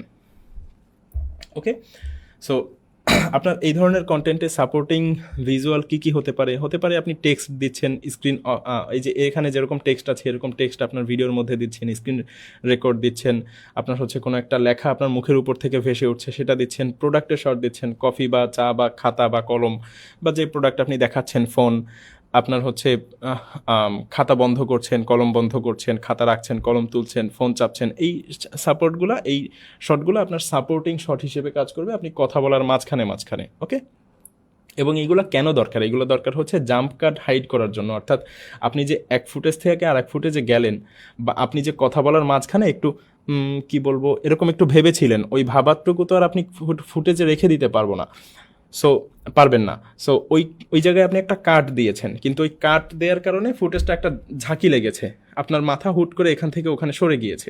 এই কাটটা হাইড করার জন্য, জাম্প কাটটা হাইড করার জন্য আপনার ওইটার উপরে একটা বি রোল ইউজ করতে হয়, যেটা আমরা এডিটিং ক্লাসে শিখবো, আপনাদের স্যার শেখাবেন। সো এই কাটগুলো হাইড করার জন্য আমাদের সাপোর্টিং ফুটেজ দরকার হয়, কনসেপ্ট ক্লিয়ার করার জন্য। আপনি যেটা বলতেছেন ওইটা ভিউয়ার বুঝতে পারতেছে না, ওইটার কনসেপ্টটা ভিজুয়ালি দেখানোর জন্য হচ্ছে আপনার এই ভিজুয়ালগুলো দরকার হয়। এরপর হচ্ছে আপনি যখন এডিট করবেন, আপনি যখন কোনো কিছু ইনফরমেশন দিবেন, রিটেনশন ইমপ্রুভ করার জন্য, ভিউয়ারকে আরও ভালোভাবে বোঝানোর জন্য এই সাপোর্টিং শটগুলো দরকার হয়। সো আপনি শুধুমাত্র কথা বলে, কিন্তু শুধুমাত্র কথা বলে টেক রিভিউ হয় না, বা শুধুমাত্র কথা বলে আপনার হচ্ছে এই টকিং হেড ভিডিওগুলো হয় না, আপনাকে আরও সাপোর্টিং বিভিন্ন জিনিসপত্র ইউজ করতে হবে। সো এরপরে আমাদের কিছু কমন প্রবলেম থাকে। কমন প্রবলেমগুলো হচ্ছে, প্রথমটাই থাকে আমাদের ক্যামেরা ফেয়ার, যেটা হচ্ছে আপনি কাটাতে পারবেন ক্যামেরার ভয়। এটা কাটানোর সহজ হ্যাক হচ্ছে আপনার টেকগুলো ছোট ছোট নিতে হবে, কথাগুলো ছোট ছোট বলবেন, এবং আপনি হচ্ছে আগে থেকে বারবার প্র্যাকটিস করবেন। এবং একটা জিনিস বারবার প্র্যাকটিস করলে, আপনি আগে 1 মাস প্র্যাকটিস করলে এমনিতেই আপনার ঠিক হয়ে যাবে। এরপর আই কন্ট্যাক্ট উইক থাকলে হচ্ছে ফেস ক্যাম ভিডিওতে আনপ্রফেশনাল লাগে, এই জন্য আপনি একেবারে লেন্সের দিকে তাকানোর অভ্যাস করবেন। আপনার হচ্ছে ফেস যাতে ডাল না লাগে, শ্যাডো না থাকে ফেসে, ফেসটা যাতে ক্লিয়ার থাকে, সুন্দর থাকে, এই চেষ্টা করবেন। এবং ব্যাকগ্রাউন্ডের সাথে আপনি মিশে যাবেন না, ব্যাকগ্রাউন্ড থেকে হচ্ছে দূরে দাঁড়াবেন, এবং ব্যাকগ্রাউন্ড আর আপনাকে যাতে আলাদা করা যায়, ব্যাকগ্রাউন্ডও কালো, আপনিও হচ্ছে একটা কালো জামা পরে দাঁড়িয়ে আছেন, দুইটাকে আলাদা করা যাচ্ছে না, এরকম যেন না হয়। দুইটাকে আলাদা করা যাবে, ব্যাকগ্রাউন্ড ব্লার থাকবে, এবং হচ্ছে ব্যাকগ্রাউন্ড অবশ্যই ডিস্ট্র্যাক্টিং হবে না, ক্লিন থাকবে, সিম্পলিফাই থাকবে, এবং হচ্ছে ইন্টেনশনাল প্রপ থাকবে। অর্থাৎ আপনি হচ্ছে টেক ভিডিও নিয়ে কাজ করেন, টেক রিলেটেড বিভিন্ন প্রোডাক্ট রাখবেন, আপনি হিজাব নিয়ে কাজ করেন, আপনি পেছনে কিছু আপনার হচ্ছে এই রিলেটেড জিনিসপত্র রাখতে পারেন। অর্থাৎ হচ্ছে যেগুলো ভিডিওতে কোনো কিছু মিন করে না, হুদাই আপনি ফেলে রাখছেন, এরকম যেন না হয়। ভয়েসে যেন ইকো না থাকে, নয়েজ না থাকে, অর্থাৎ মাইক আপনার মুখের কাছেই থাকে, হচ্ছে দূরে না থাকে যে শব্দ শোনা যাচ্ছে না, ইকো হচ্ছে বা শব্দ বাড়ি খাচ্ছে রুমের মধ্যে, এরকম না হয়। টু মাচ হচ্ছে রুম এরকম ভাবতেছেন,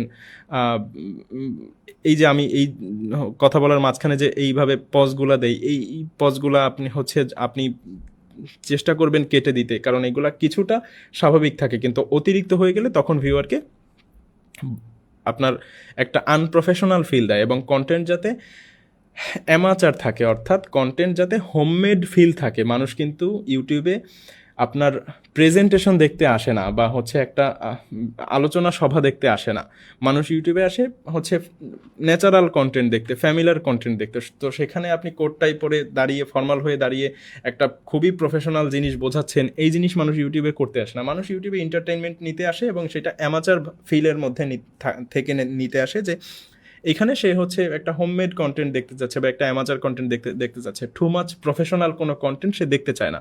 এজন্য আপনিও টু মাচ প্রফেশনাল হয়ে যাবেন না। আমি যেমন আপনাদের সাথে ফ্রেন্ডলিভাবে কথা বলি, আপনাদের সাথে বিভিন্ন গল্প করি, আড্ডা দেই, বিভিন্ন জিনিসপত্র শেয়ার করি, এভাবে আপনিও ভিউয়ারের সাথে ক্লোজ হয়ে যাবেন, আর না হলে ওই কানেকশনটা ফিল হয় না। আমি যদি আপনাদেরকে শুরু থেকে এই পর্যন্ত আমি আপনাদের সাথে গল্প না করে, কথা না বলে, যদি শুধু এই পয়েন্টগুলো দেখিয়ে যেতাম, আপনি কিন্তু মজা পেতেন না। সো আপনি এই মজাটা পাচ্ছেন কারণ আমি আপনার সাথে গল্প করছি, কথা বলছি। আপনি এভাবে ভিউয়ারের সাথে অতিরিক্ত ফর্মাল থাকবেন না, ন্যাচারাল থাকবেন। ওকে, সো আমরা এবার একটা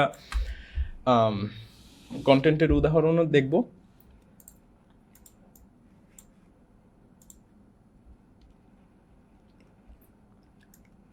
আপনি এই দুইটা ভিডিও একটু পাশাপাশি রেখে যদি কম্পেয়ার করেন, তাহলে এই দুইটা ভিডিওর পার্থক্য আপনি নিজেই দেখতে পারবেন। আমি এই ভিডিওটা একটু বড় করে দিই।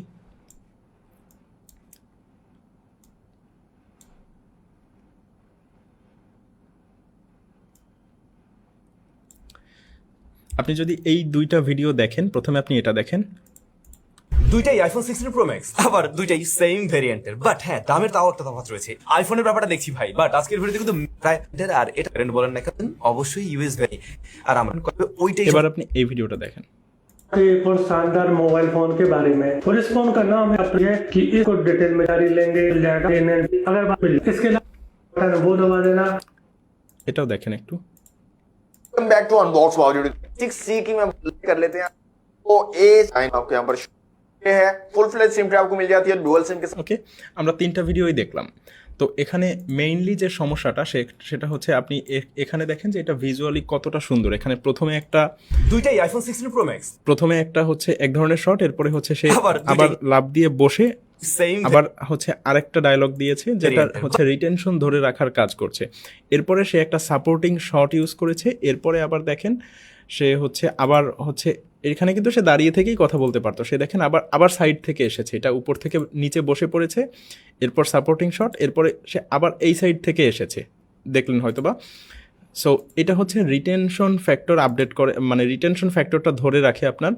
আবার দেখেন এইখানে আপনার হচ্ছে সে কতটা বেশি কনফিডেন্ট। এখানে দেখেন সাপোর্টিং শট আছে, আবার এখানে বি রোল ইউজ করা হয়েছে।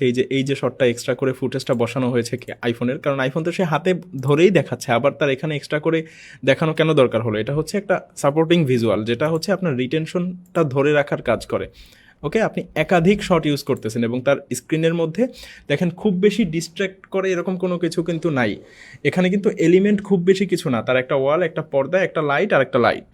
আপনারা এখানে দিতে দিতে হচ্ছে অনেক সময় বেশি হয়ে যায়, আবার জিনিসপত্র অগোছালো থাকে, আবার অনেক সময় কমও হয়ে যায়, কিন্তু তারটা পারফেক্টলি ব্যালেন্সড। একটা লাইট, দুইটা লাইট এবং হচ্ছে একটা পর্দা, আর কিচ্ছু না। জাস্ট এই 3টা সিম্পল জিনিস দিয়ে এবং দেয়ালের রং দিয়ে মোটামুটি ওভারঅল জিনিসটা কতটা ভিজুয়ালি অ্যাপিলিং করা হয়েছে দেখেন। এখানেও সেম জিনিসপত্র তারও আছে, কিন্তু তার জিনিসটা অতটা ভিজুয়ালি অ্যাপিলিং হয়নি, কারণ তার এই জায়গায় জিনিসটা আসলে মেসি লাগতেছে, জিনিসপত্রগুলো বেশি বেশি লাগতেছে। কালারটা পেছনের কালারটা মেইনলি ডিস্ট্র্যাক্ট করতেছে, এই লাইটটা ডিস্ট্র্যাক্ট করতেছে। মোটামুটি এইটা হচ্ছে ব্যাকগ্রাউন্ডটা যদি একটু ব্লার হতো, এরকম ব্লার হতো, তাহলে হচ্ছে জিনিসটা একটু কম ডিস্ট্র্যাক্টিং হতো, কিন্তু এইটা ওভারঅল আপনি দেখেন যে এটা ওইভাবে এটার মতো ভালো লাগতেছে না। যেটা হচ্ছে এটার আমাদের মেইন সমস্যা যে আমরা আসলে ধরতে পারি না, সুন্দর করতে গেলেও সুন্দর হয় না, এবং এটা মেসি থাকলে তো আর কোনো কথাই নাই যদি অগোছালো থাকে।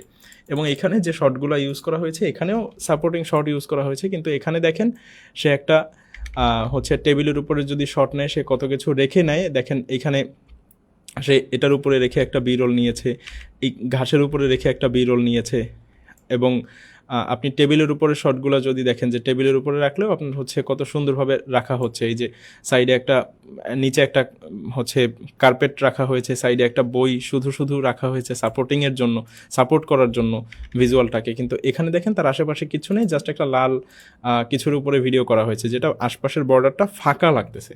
সো আপনার ভিডিওতে কি আছে, তার ভিডিওতে কি আছে, এই দুইটা জিনিসপত্র আপনি কম্পেয়ার করবেন।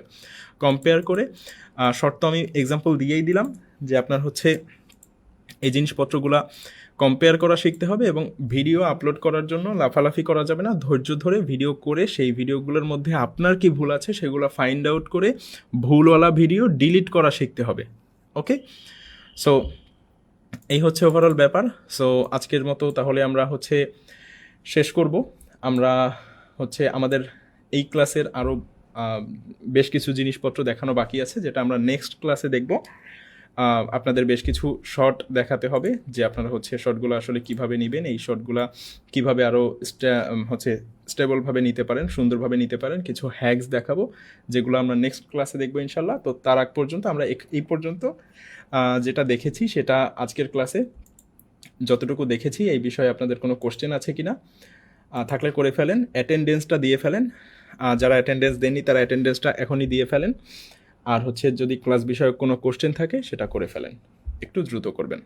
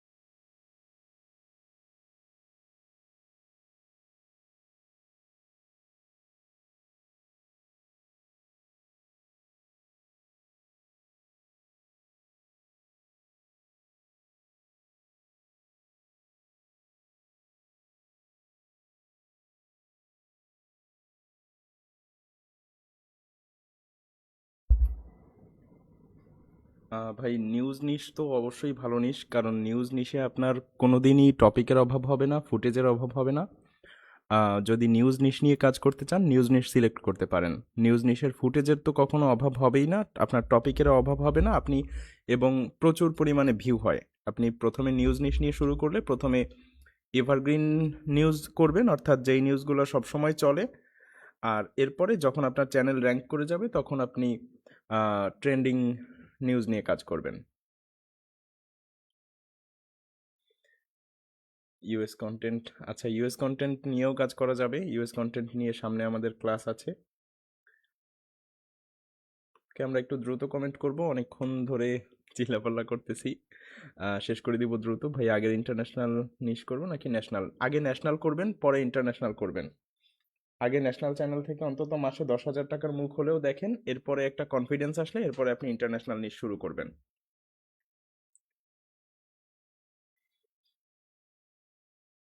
ওকে,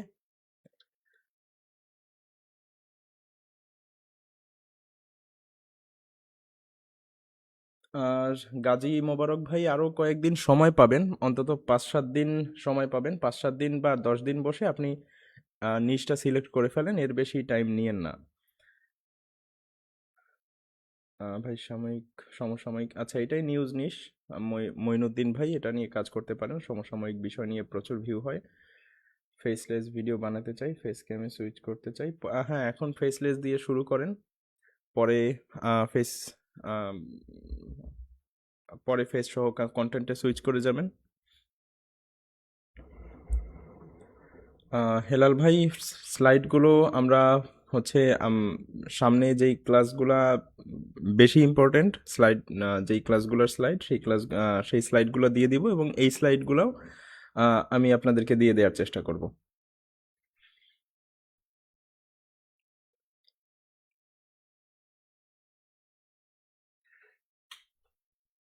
ধন্যবাদ লিজা আপু। ইউএস কন্টেন্ট নিয়ে, হ্যাঁ ইউএস কন্টেন্ট নিয়ে ক্লাস আছে, বেশ কয়েকদিন পরে আছে। মাঝে আপনাদের এডিটিং শিখবেন, এরপরে হচ্ছে ইউএস কন্টেন্ট নিয়ে ক্লাস আছে।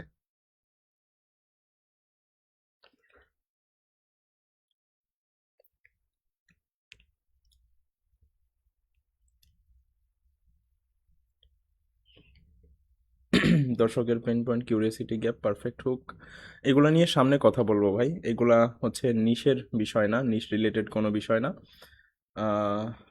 কারণ আমাদের প্রোডাক্ট মার্কেটিং বলতে আপনার যদি কোনো প্রোডাক্ট নিয়ে আপনি ভিডিও করতে চান, সেই ভিডিও কিভাবে সবার কাছে র্যাঙ্ক করাবেন সেটা তো অবশ্যই শেখানো হবে। হ্যাঁ, সাপোর্ট টিমে আপনি যদি ছোটোখাটো ডেমো কন্টেন্ট তৈরি করে দেখান তাহলে অবশ্যই আমরা রিভিউ করে দিব, কেন করব না। ইনফোগ্রাফিক কন্টেন্ট নিয়ে কাজ করবে, এটার ইনকাম কীরকম হতে পারে? যেরকম ভিউ আসবে সেরকম ইনকাম হবে, এটার তো বলে দেওয়া যায় না। আপনার কেমন ভিউ আসবে চ্যানেলে সেটা তো আগে থেকে বলতে পারলে তো আমি আপনাকে ইনকাম বলে দিতে পারতাম। ধন্যবাদ ভাই। ভাইয়া এআই নিয়ে আরও বেশ কিছুদিন পরে ক্লাস শুরু হবে। ওকে, তো আজকের মতো এখানেই শেষ করতেছি। সবাই ভালো থাকবেন, দোয়া করবেন। আল্লাহ হাফেজ, আসসালামু আলাইকুম।